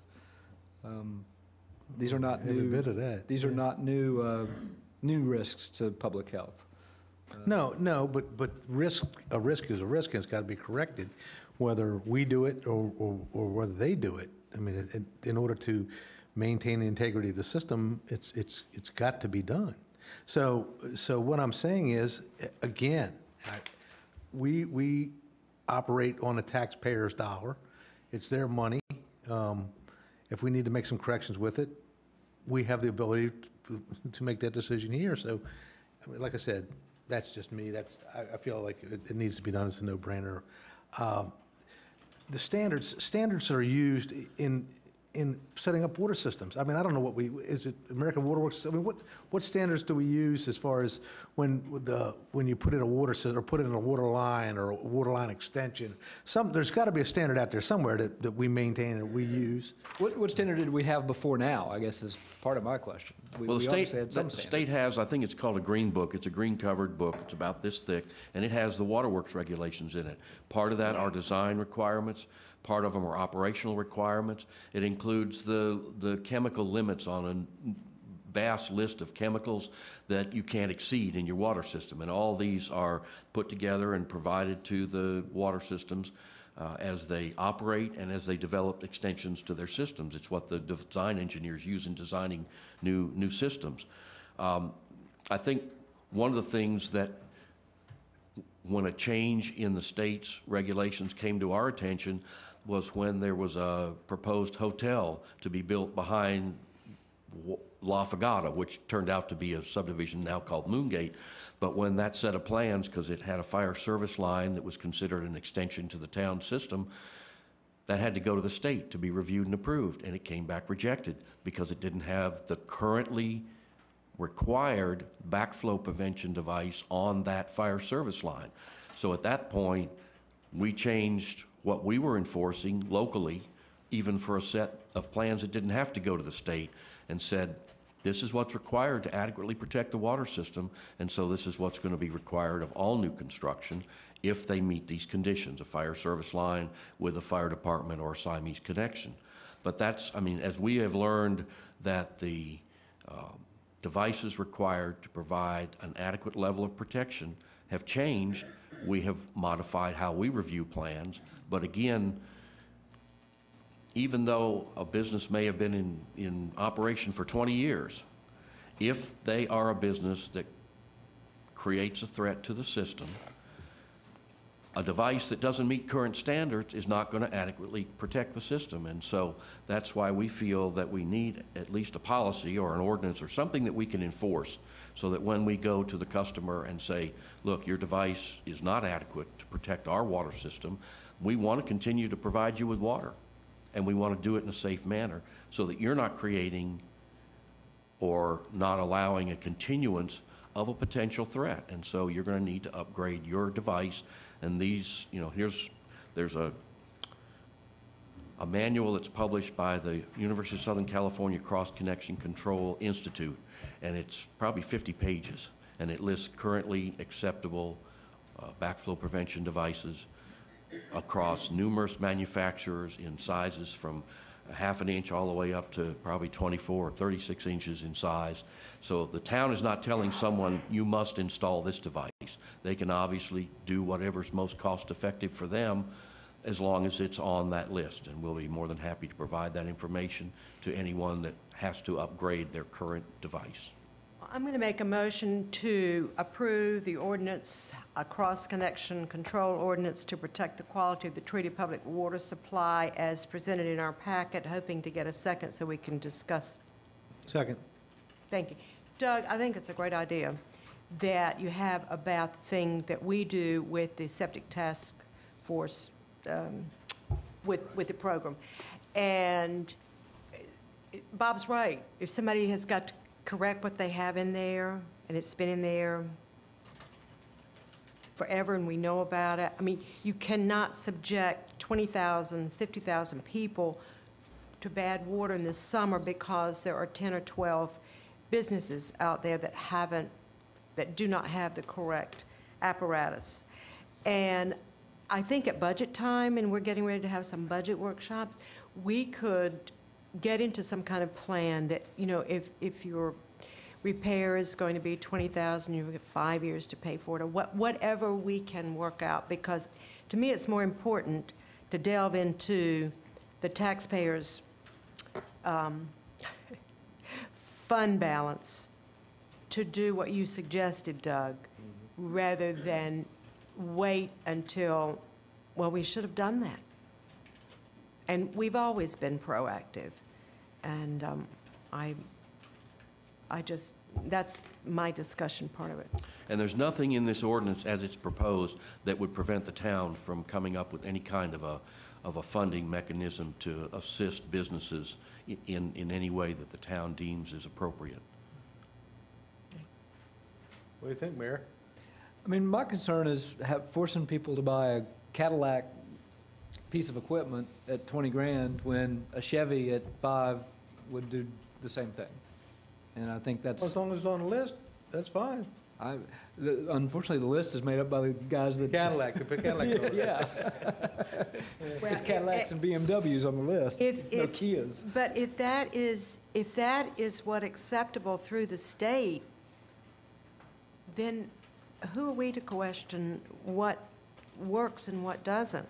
I mean, how do we determine, Dave, that what the commercial establishment has right now is not properly working? I mean, they paid to have it put in for the purpose of which it was intended, right, and it is not working properly. It's not that it's not working properly. There are a number of different types of backflow prevention devices. The simplest one is called a check valve, and it's just basically, in simple terms, a flapper that theoretically allows water to go one direction but not the other. Okay. Those are very easily short-circuited by something, even a grain of sand in that water line can cause that flapper to stay open. Now, if you're not talking about highly contaminated water on the downstream side, then a check valve may work fine for that level of threat. But when you're talking about a much higher potential, like a multi-story hospital, where autoclaves and all kinds of medical devices and biological material and pathogens are present, you certainly need something that's a higher level.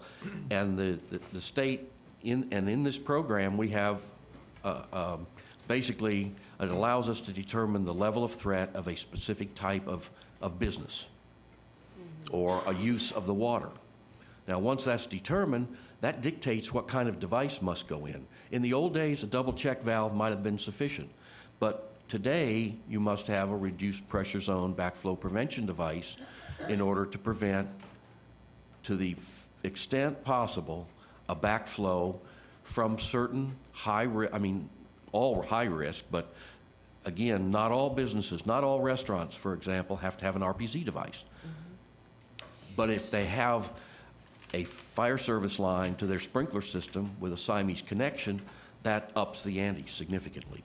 So the gas station might have something different from, say, the veterinarian hospital. Exactly. Or a property management company. Exactly, exactly. So not all would be that apparatus would not cost the same for all. Certainly. There are a lot of double check valves in this town that, as long as they continue to certify and be tested every year and work, can stay in place exactly the way they are. They will not have to be changed. But only a certain few where there's a higher level of threat to the system will have to be retrofitted with a more current, upgraded device. Okay. David, looking at the list of high hazard facilities, swimming pools are included on those? Does this mean that you'd have to have backflow preventers on all swimming pools in the town? If you have, it depends on the internal plumbing. I mean, a person that has a swimming pool contiguous with a residential home, it may not, some large commercial swimming pools, so to speak, may have a separate dedicated line that goes to that pool, and they may have to have a higher than just a simple check valve on the service line that goes to that swimming pool. But again, once this program is enacted, then we will begin making an inventory throughout town and getting information on all the potential situations out there. But I don't see a situation where every home swimming pool, for example, is going to be required to have a device similar to what the hospital would have, say. Question for John. Is this a zoning ordinance where it requires 3/4 or? I believe this, well, I think all ordinances would, you don't have to have a public hearing before other types of ordinances, but I believe this is a police power ordinance. It's part of like the building code. But it would still need 4 votes to be effective on the first reading. Further discussion? Well, for the sake of, we have to go through all this over again. Why didn't we just put it on the back burner? Other than the fact that these gentlemen came down and blessed their hearts. Well, you can take a vote today and then have it redone at the mid-month meeting, I would think. I mean, I don't see a problem with that. You already made a motion. You have a motion pending, yeah. I mean, we do have a motion on the table. I mean, we will vote on it. All right, then I call the question. Because we're wasting our time if we're not, you know. May I ask just a quick question before we do the You're the question? mayor, you can do whatever you want. No, you know better than that, Doug. Can we get a preliminary list of the ones that we've already identified as needing this, needing the additional equipment? Yes? Okay. Well, that said, let's vote. All those in favor of the motion for the ordinance, please signify by saying aye. Aye. All those opposed, like sign. Aye.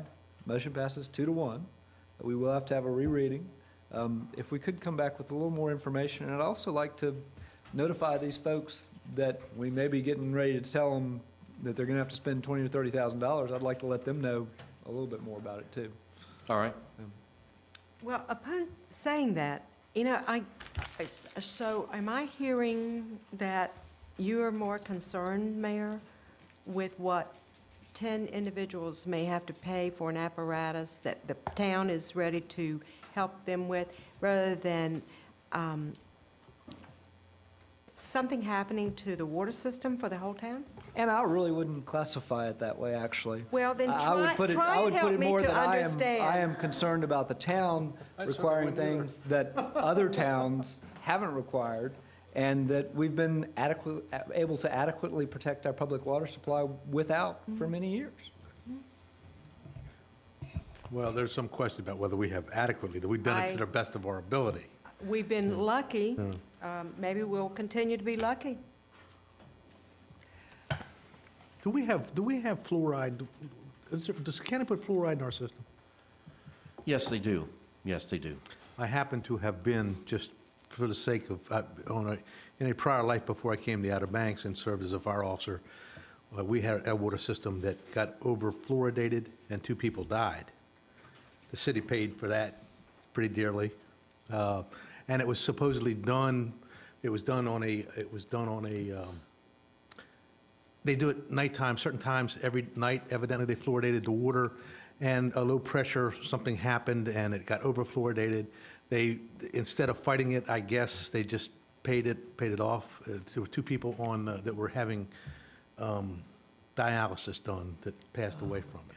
So, again, I know we have things in place to, you know, we have insurance, and again, we're just trying to do the right thing for the people, and I think this is probably the right step. When we operated Fresh Pond, we did add fluoride to the water. But now that we no longer operate Fresh Pond, the only chemical that we add to our water is chlorine, and we do that at both pump stations to make sure there's adequate chlorine at the furthest extent of the system. But we no longer add fluoride to our system. Dare County does. I'll never forget that one. We testified over that one for a long time. Thank you. And y'all, we all have the same interest in having a healthy public water supply. It's, there are many different ways to go around it, and we know that, Mayor, you just the state is not always all-knowing and all-powerful. Our next item, the update on the debt set-off program. I think I got that right, didn't I? Good morning, Mayor. Good morning, Commissioners. Town Manager Ogburn asked me to do a quick update on our debt set-off program. I'll do a quick overview. It is run through the North Carolina Department of Revenue, and what it allows us to set off debt, local government units to set off debt that is owed to them through refunds owed to people through the North Carolina Department of Revenue. What it is the debt has to be at least $50, it has to be 60 days past due. We have to notify the debtor that within 30 days before we send them to debt set-off. The debtor pays all of the fees that are associated with this. Doesn't incur any cost to us. And the funds are collected through a third-party company. They are directly deposited to us whenever they receive any money. It's completely maintained by a company called 5 Star Computing. As of this point, we have totally submitted, we've been with the debt set-off since they started it in 2002, and we have submitted a total of $3,800. We have only received, as of this point, $884. There's several reasons for this. There are the larger cities across the state, it is a very good revenue collecting for them. They have very large debt. We fortunately do not have large debt. Due to our wonderful tax collection. Thank you. We have a very low portion of debt. It is a good revenue source to use to leave out there for the small amounts that we do have, because it can be used in conjunction with other debt revenue collecting. But like I said, one thing is we don't have a lot of debt, and the other thing is that a lot of our homeowners don't live in North Carolina. So therefore, they don't file North Carolina income tax returns. And the ones that do file them are usually property owners who have used their properties here as rentals, and it's income for them, and very few of them get refunds back anyway.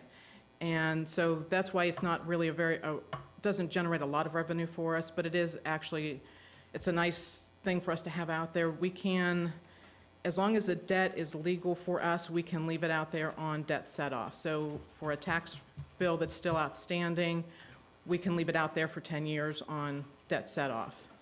And I don't have to keep renewing it every year. Once I set it out there, I can set an expiration date, and it can stay out there for 10 years. We're starting to utilize it more for utilities. It also taps into the North Carolina Education Lottery. They just started that a few years ago. So anybody who wins anything through the North Carolina Education Lottery, it taps into those winnings too if they have to submit it through them. So I've started going back through some of the older tax bills that I can get Social Security numbers for some of these people and submitting them to debt set-off. Just as a comparison, Dare County, none of the other towns on the beach use debt set-off except for us. Dare County has submitted $844,000 to debt set-off. They have only received $72,000. So it's not really a large revenue maker for us, but it is an option out there that we do utilize. And the cost to us is? Nothing. The debtor pays, it's $5. If any money is generated to us, it's a $5 fee to the Department of Revenue and a $15 fee to 5 Star Computing, which is paid completely by the debtor. So it costs us nothing except the administrative cost for me to put everything together and send it to them. But Becky, what are you asking us to do here, if you're already using the? I'm just giving an update. Cliff had asked me to give you guys an update. I thought, my bad. There was an article that came out in the League of Municipalities, Southern City, that Commissioner Sadler and I talked about some time back, and it talked about how successful this debt set-off program is in other parts of the state. And while this is a tool that Becky has in her toolbox to collect some money, I wanted you all to know, and the taxpayer to know, what she's doing to, do all that she possibly can to. We're trying to get her to 100%. She's I'm close. Very close. Doug, I think it was also to allow our citizens to know what a great job she does every year. But that this was out there just in case she needed it, and Cliff said that we were already utilizing that. We're starting to utilize it more and more. I was just looking for a why. Yeah. We're starting to utilize it more and more with utilities, but the debt has to be at least $50, and we have to be able to find Social Security numbers for these people. And a lot of the utilities, when they go delinquent, these people leave the area. And because we're so close to the border, a lot of them leave North Carolina. But we can leave the debt out there as long as we legally can, and we have gotten a little bit of money back on it. Hopefully they buy a lottery ticket on their way out. That's the hope. Yeah. And as she said, we can do the same thing for the water bills. Yeah. Any questions? Yeah. Thank you. Great job you do, Becky. Thank Thank you. you. Thank you, do, yes. Thank you. Mayor, this is, the resolution I'm asking the board to approve is a continuation from your last meeting. We discussed DOT's willingness to move forward with pursuing the variance for the extension of the ocean outfall at Red Drum. The mayor sent a letter ahead of this to let them know that this resolution would be forthcoming, that we'd ask that they go ahead and put together the package to pursue this variance as quickly as possible. DOT has asked that the board approve this resolution that's in your packet as well. And if the board will do that, we'll go ahead and get that sent off. Move to adopt resolution as presented. Did you want to read the resolution? Did you want to read? Give me a second and let's, Okay. or second. I'll Okay, second. I'll second. Further discussion. I'll second. Give me a second, I like that. Yeah, hey. What a segue. Whereas the town of Nags Head recognizes that our natural environment is an integral part of our community and must be considered in all decisions, whereas the health of our natural environment relies in part on a viable, functioning stormwater drainage system, whereas the NCDOT outfalls located in Nags Head are important cogs in the wheel of the town's drainage system, whereas the town recognizes that building and maintaining partnerships ensures the success of our community, whereas the town of Nags Head and NCDOT have partnered for many years to ensure the functionality of these outfalls, whereas most recently our two organizations worked together to extend 3 outfalls in Nags Head as part of the town's 2011 Beach Nourishment Program, whereas the extension of the ocean outfall in the 2400 block of South Virginia Dare Trail, also known as the Red Drum Ocean Outfall, will improve stormwater flow and protect property and roadways. Now, therefore, be it resolved that the Nags Head Board of Commissioners hereby expresses interest in working with the North Carolina Department of Transportation to extend the ocean outfall located in the 2400 block of South Virginia Dare Trail in order to maintain a healthy and viable stormwater drainage system in the town. Questions?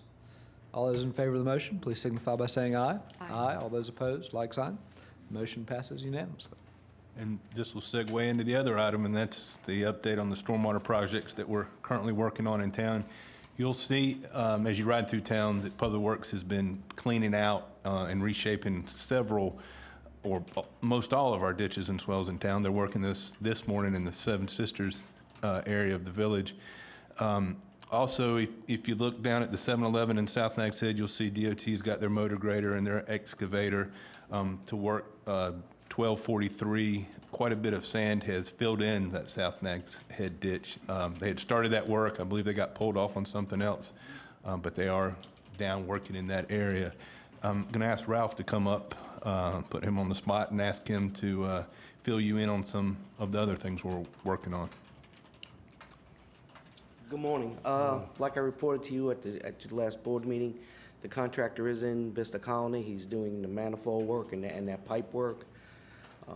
So hopefully, like I said, the last time that project will finally come to a close, and then pumps will be pumping here very shortly. The other thing that's going on, if you noticed, the multi-use path is being put in place. That ditch work, the culverts and things are going into the bypass ditch going down there, so that's scheduled to be done by the 15th of March to have that work completed. So that's where that project's at, with the stormwater components going on there. So right now, that's the two. Any updates with the village golf course work? The village, well, we went in, we mowed the ditch down Forest Street. Matter of fact, we did that yesterday. If you go down there, and you'll see that ditch is cleaned out as far as we could clean it out.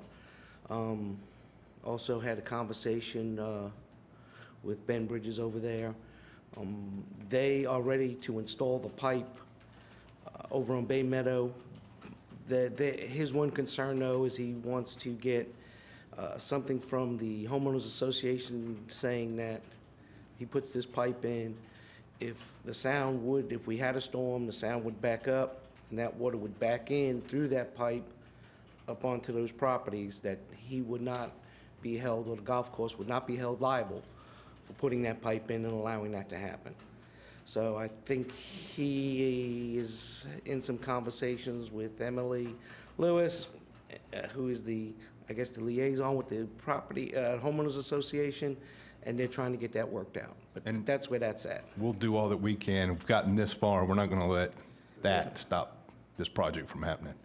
Cliff, I'm trying to think back, wasn't there a pipe in there originally? No. Or was, what?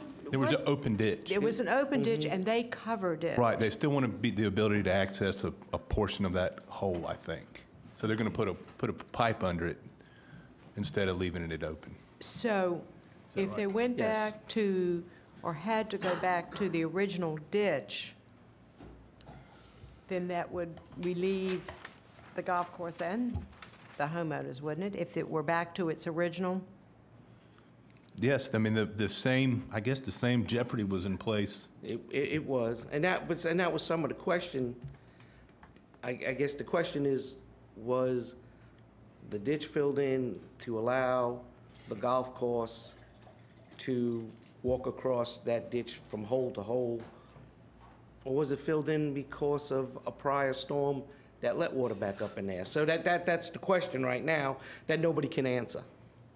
So I guess everybody wants to, you know, cover their bases and make sure that if that does happen, everybody knows who's responsible for what. It's got a long way to go to back up that far. But we're gonna see it through. Yeah, everything, they have the pipe, everything's there, everything's ready to go. This is the last, my understanding, this is talking to his lawyer before he did it. This is the last hurdle, yeah.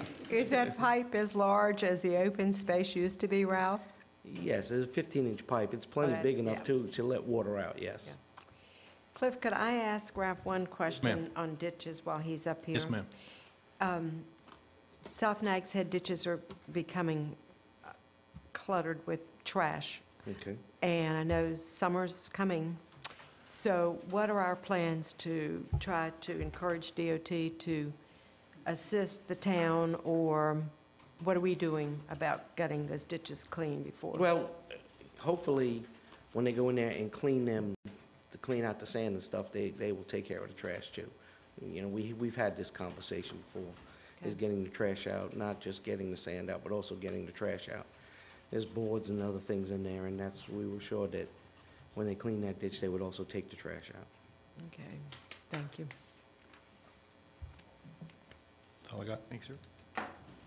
That's all? Good. Mr. Mayor Pro Tem Brumley.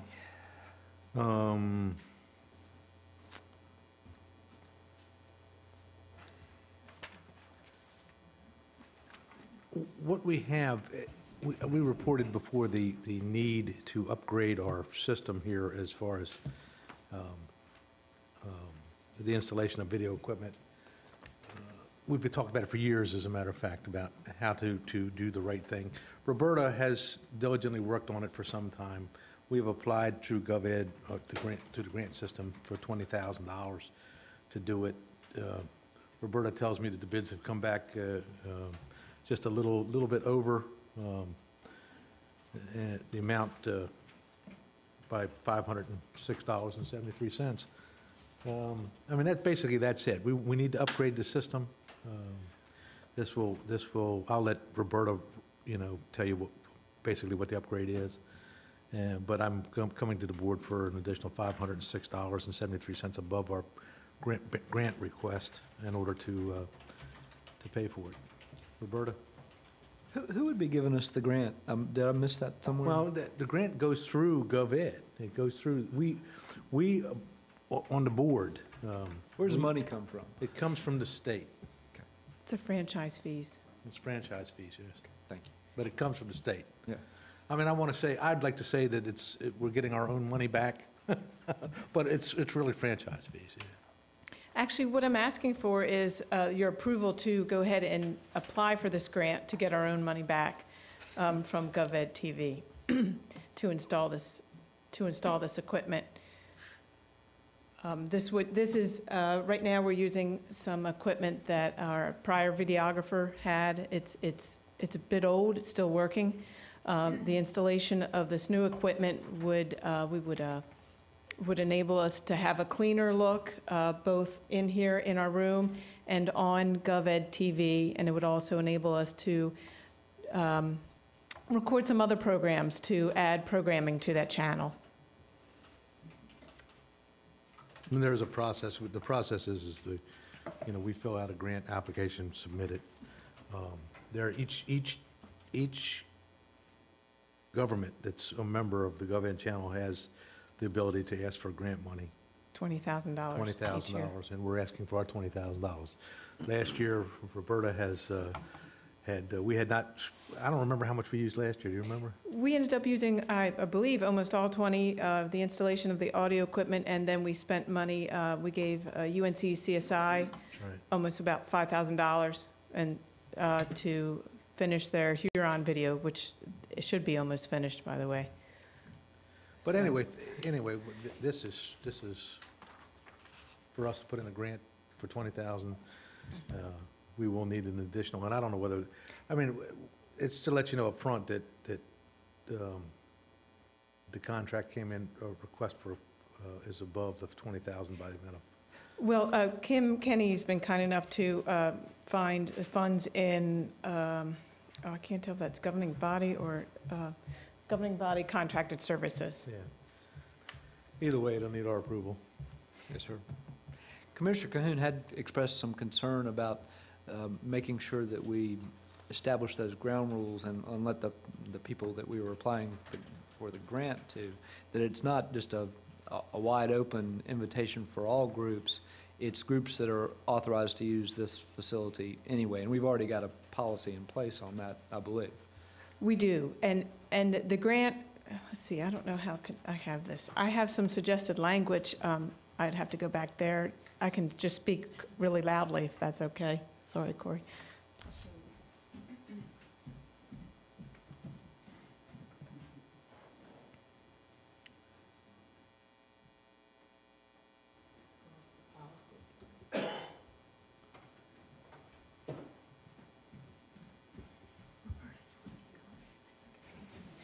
No, I can't see it. You're right. I've gotten older with 11 years I've been here. This is the grant application, and I try to address some of Commissioner Cahoon's concerns so that, but we have to, we cannot receive this grant unless we prove that we will supply additional programming to Channel 20. And that's what this grant is primarily for. And so I've tried to ensure that it's clear that while we have other people who can use this room, if they are interested in using our video equipment, they will have to use the town's contract videographer. I've added that to this, and there's a public building policy that you can perhaps look at today. I have that up as well, too. Just make a reference to in there. The concern being if there isn't a whole lot of use outside of the town for this building, but if it became such, we don't have the staff and the manpower to start using this equipment to fill others' meetings. But with our contractor that's providing the service here today, we can offer that. And this doesn't put additional time or burden on our staff. Okay. And not to draw this thing out any farther, but I talked to Renee, you talked to her. I guess, I don't know if Anna has or not, but she was receptive on the answer, so she's good to go with it. Well, I guess I stirred the pot a little bit when I did read this and call Renee before, because this is something she and I discussed before. In working with all of the grants, and Renee's been on the tourism board, so she's well aware of how you're tied to grants and what you say when you say it. If you're awarded a grant, you have to do everything you're saying. And first of all, I applaud Doug and you, Roberta, for going forward to try to recoup some monies for the town.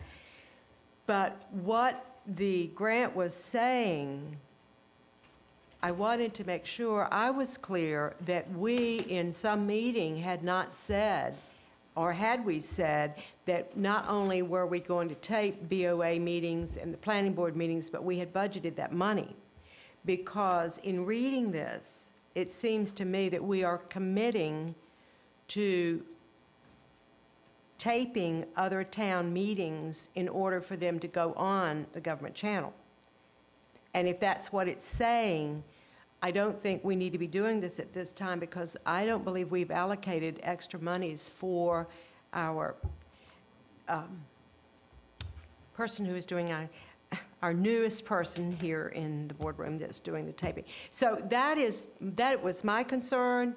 I mentioned it to Renee. She said that absolutely you have got to be word specific, because your grant can come back to haunt you like it has a couple of times with the tourism board. And I just want to make clear, did we agree to tape these meetings that I'm not aware of? And are we budgeting extra money from, you know, that? And I think it kind of says that maybe we are intending to tape these meetings. Should we? No. Well, if you believe so, That was certainly not the intent. No, the intent is to increase programming. Correct, and by upgrading the system only, that's... Well... There may be time to time where we would have for instance, we've been working on a Nags Head 101, and Roberta might do a program and interview our department heads to give the public a real quick overview of what they do or why they do what they do. That's the increased program that the town's going to offer through what we're already doing. What we're not offering is to video other groups' meetings. Well, it says the town of Nags Head would like to videotape the other meetings that are held in this room. That's what's causing me and Renee heartburn. Mr. Lawyer, who would you like? I mean, where does that leave us, that if we don't do this for a couple of years, are we in violation of this grant? I see where you're going with it. It's a good thing, but I think perhaps the wording of the grant could be a little more. Commissioner? I don't know. There are some suggestions. If you could take a look and see if they address your concerns. Okay, what I have on my screen is not what's on that screen? No, it's not, because the words in red are different. Commissioner Cahoon. Well, let me ask you this. When did that get changed? Because I'm on the internet. No, she just did it. She did it this morning in response to address some concerns that you and Renee had. So okay. Well, let me try, since my eyes were dilated yesterday. I'm probably not going to be able to do it. Well, let her read it to you. Well, she can't read it either, does she? She can see it now. Roberta, you and I need to go to the same item. I can. In addition to the Nags Head Board of Commissioners meeting, many other town and community meetings are held in the multi-purpose room located at the Nags Head Municipal Complex. However, at this time, only the Board of Commissioners meetings are videotaped for airing GovEd Channel TV. Town of Nags Head, in an effort to be more transparent by providing additional programming on GovEd TV, Channel 20, would like to videotape other Town of Nags Head meetings that are held in this room.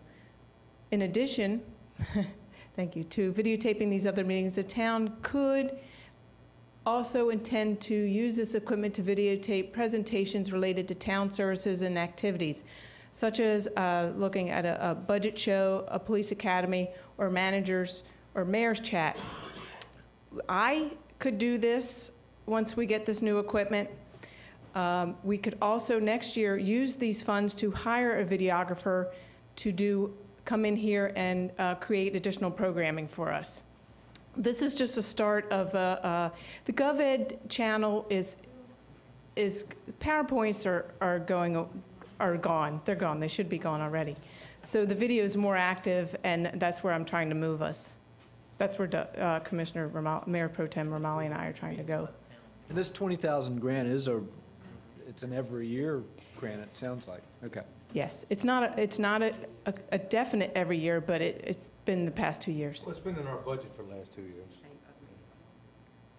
And as long as we still have the money coming in at that level, we don't expect that to leave. And it's funded through the franchise fees. Correct. That we used to get. Okay. And Commissioner Sadler, in addition to the grant, I've also put up changes to the building policy that would clarify the fact that other non-town organizations that would use the room, if they'd hoped to use our equipment, as Town Manager Ogburn said, they would have to use the videographer, our contract videographer. And pay him. Yes. Out of their pocket. Out of their pocket. Out of their pocket. Well, it still says, and I'm not, it still says that the town would tape other meetings. Yes. Beach nourishment meetings. So, absolutely. Board of Adjustments. so that's obligating you to tape other meetings? No. No. No, if you want to. You don't have to. You would? I think it's the difference between may and shall. When we say we would like to, All right. we're not necessarily Let this committing be on ourselves.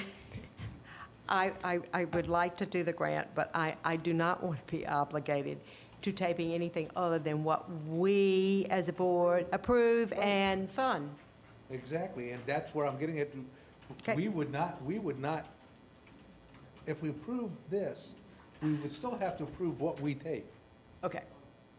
We would still have to come, if you want, if Roberta wanted to do a show with the manager or whatever, it still have to be, it would still have to be approved if there's any cost involved. Well, I would think if our intent is to do the manager, mayor, whatever, that we can also work on that at budget time. But right now, I don't think we have budget money. I'm also looking forward to when we, perhaps re-nourishment. We held a lot of beach nourishment meetings, and we had to hire somebody, and perhaps we could then hold them in here and put the information up immediately on GovEd TV.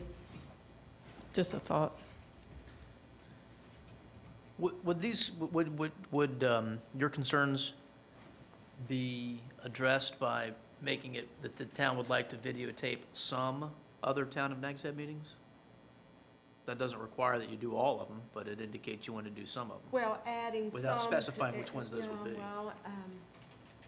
Well, we'd like to videotape other town meetings or some other town meetings. I guess it's like Doug said, would like, and then maybe we would not like to. Whatever the board thinks, I've raised my concern, and thank you for listening. Yes, ma'am. Well, I think it's a legitimate concern. I don't think we're committing ourselves. Well, to yeah, I anything mean, if you other have a than- concern, absolutely, but still, we have to approve it. And I'll make a motion to approve applying for the non-matching grant with the new language in the grant request form to try and clarify our intentions. Would it be okay if I asked you to look at the public building policy changes? It's a board policy, and I can bring it back if you'd like, but the changes are up there. How about send it out to us by email so we can read it a little bit? I think they go together, and I think we would adopt that, maybe look at it at our next meeting, if that's all right. Absolutely. Yes, sir. Mayor, does your motion include the contracted services of $506.73? Yes, sir, it does. Okay. Second. Motion on the table, further discussion?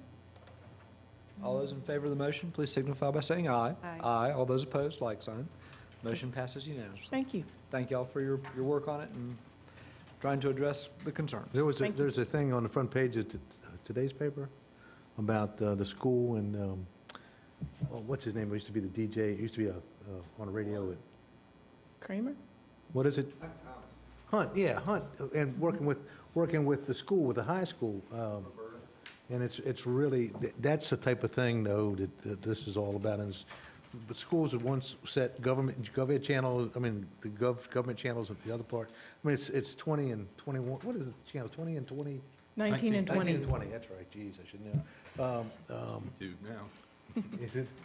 But anyway, as we progress, as we have over the years, but as we progress, this is really going to be something really neat. Of course, other cities have, other governments have them. And aren't we progressing so much that they've asked us to cut our meetings shorter? Well, it wasn't, Michael will, Michael will love to have me mention his name, but it wasn't that as much as programming. So now that we're looking at programming, that's another issue.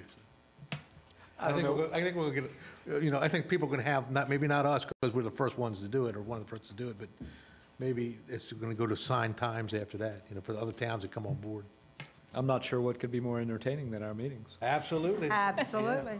We were first and foremost after Dare County. Anything else on your agenda, sir? No, sir, that's it. Thank you, sir. Oh, I'm sorry, there is, I was supposed to bring up one more thing about, I mentioned about the Alligator River Bridge. The concerns, I don't know, I know that we've talked about it. I don't know if these dates are firm with, as far as construction goes. So there are different organizations. I see Mrs. Kelly was here earlier. I don't know if she's still back there now, but people were really concerned about some of the dates, what the dates were going to be.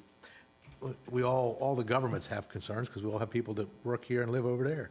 So I would just, before we start, filing any concerns, know exactly what the dates are going to be. I know that was placed in the paper, but they were given whatever they were told. But I heard that's changed now too. So that's all. That's the only other thing I have. That's it for me. And the concern I heard was checking the North Carolina schools calendar against these dates. That if that North Carolina schools Easter vacation or spring break starts that day, that would really put a damper on. That's it. That was the other thing. Tourism Yes, sir. traffic. Good. Well, I think Willow probably goes to more meetings than all the rest of us together. Her itinerary, I don't know when she's ever home, but I feel sure that she is. She was here earlier. Yeah, she will know. But that's all I have, Mayor. Thank you, sir. Commissioner Sadler? Well, I didn't have anything. I'm trying to shorten the meetings. Doug did warn us.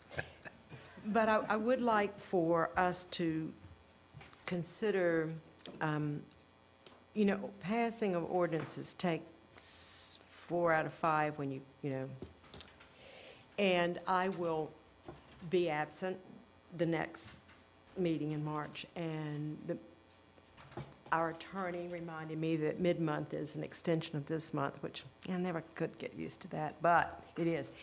And I just, there's some, Mayor, I know that you have in the past allowed things to go beyond the next month's meeting because of circumstances. And ordinances are one of the things, along with board appointments, that I feel that all of the members should be here. And I know we all can't be here at every meeting. I think most of us are. But I'd like for us to, since we've waited years on the ordinance for the cross-connection, that perhaps we have that reread, if it's legal, at a meeting where all of us are present. If we can find such a meeting in the next couple of months, I'd be fine with that.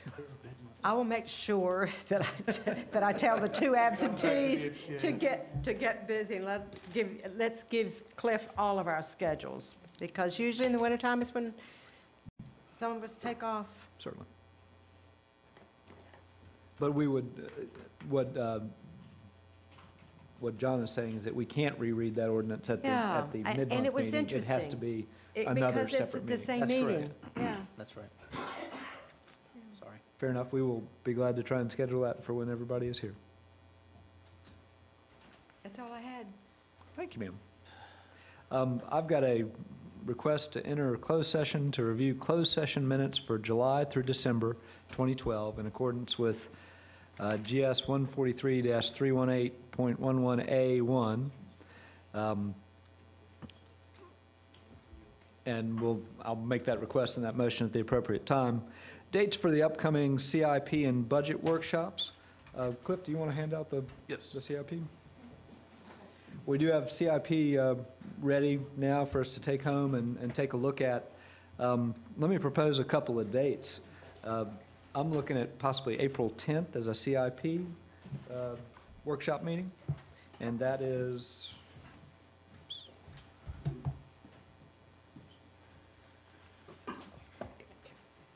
sorry, I'm digging for my calendar.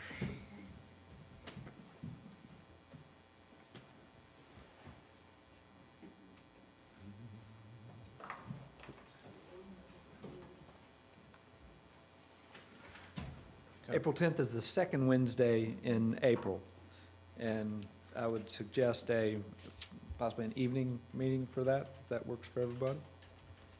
10th is fine with me. So is this a proposal so the other 2 can, is this a definite or? Let's, Let's if do we a can get definite. 3 of us to agree on it, we'll see where the other 2 are on, and we'll Yeah, check okay, their I'm schedules. fine. We want to make sure that everybody can Rather come, certainly. Do evening, okay. We'll propose these dates, and then we can ratify them a little bit later. And then we will receive the budget on the first meeting in May, I believe. Am I right on that, Cliff? So we'll receive the budget, the manager's budget on May 1st. I'd propose a budget workshop on May 8th in the evening, which is the next Wednesday, and then the 14th in the afternoon, which is the Tuesday following, and then again back to Wednesday, the 22nd in the evening. Is that, take those dates, let's pencil them in with that, and we'll need to check with our other 2 board members. But afternoon session starting at 2, is that satisfactory? And the evening session starting at 7? Give me those first 2 in May, if you Yes, ma'am. May 8th, which is a Wednesday, and then May 14th, which is a Tuesday, Okay. and then back to the Wednesday of the 22nd.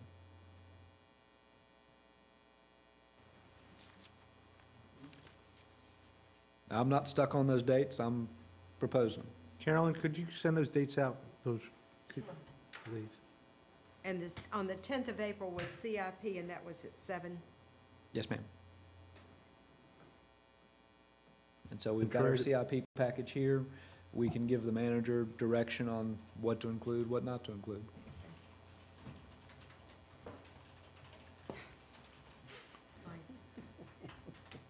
And my next item was a ratification of actions from our January 24th retreat.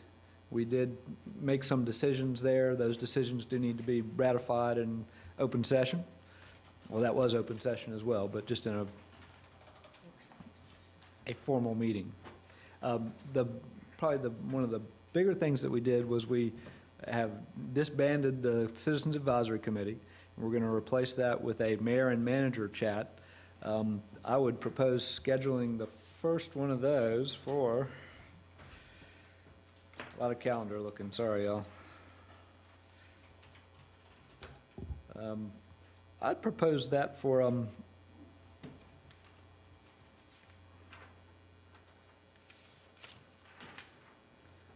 March the 25th in the morning. That's a Monday morning. March 25th. Morning, evening, what do y'all think would work better with that? We're looking for the most people. You're welcome to come, Doug. Can be a Mayor Pro Tem chat, too. Is this, Bob, now, did we say this would be in the boardroom, or where do we? Yes, ma'am. I don't think we said, but I think that's where I would envision it going on, but. And this is going to be an invite to all of the folks that live in Nags Head, Yes, ma'am. right? All the property owners and taxpayers. Oh, property owners. And I think that's why you wanted to do it on a Monday. If somebody's down for the weekend. Catch somebody from the weekend, right. I was just going to say probably the earlier the better. I mean, I'm not going to be here on the 25th. No problem. But, 9 o'clock's a good time. March 25th at 9 then? Sure. Okay, we'll be prepared for that.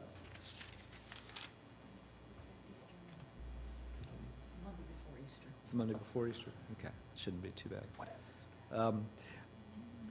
We will need a motion for ratification of those actions from our retreat. So moved. Second. Further discussion? All those in favor signify by saying aye. Aye. All those opposed, like sign. Motion passes unanimously. Lastly, on my agenda, I wanted to thank the people of Nags Head and let the folks know that I will not be running for mayor in the coming election. I think the board, I've had 10 years of service here, and I think the board needs fresh ideas, and I need a break. There are a lot of other Nags Headers out there with much to contribute. I think it's very healthy to have new blood on a board, and you get new ideas. I'm announcing this now to encourage people to come out and participate and get prepared to run. The filing period for this next election is July 5th at noon, opens July 5th at noon, and it closes July 19th at noon. And then the election is on November the 5th. So again, it's a call out to folks in Nags Head. Please come and participate in your local government. There are fun parts to it.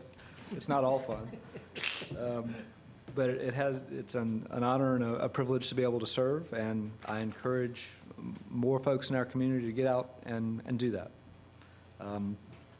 I'll entertain a motion to go into closed session for approval of the closed session minutes now, if that's all I'll right. make a motion to go into a brief closed session for, as the mayor's requested.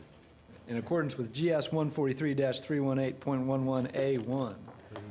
I'll second that motion. Further discussion? Mayor, I want to add one other, You also want to go into closed session to discuss the pending litigation, the Sand Sand litigation? Soda. That'd be under A brief closed session for- 143.11A3. We'll add that to the motion. Accept know- brief seconder. He stipulated that it be brief. All those in favor of the motion, please signify by saying aye. Aye. All those opposed, like sign. We're going to retreat to closed session.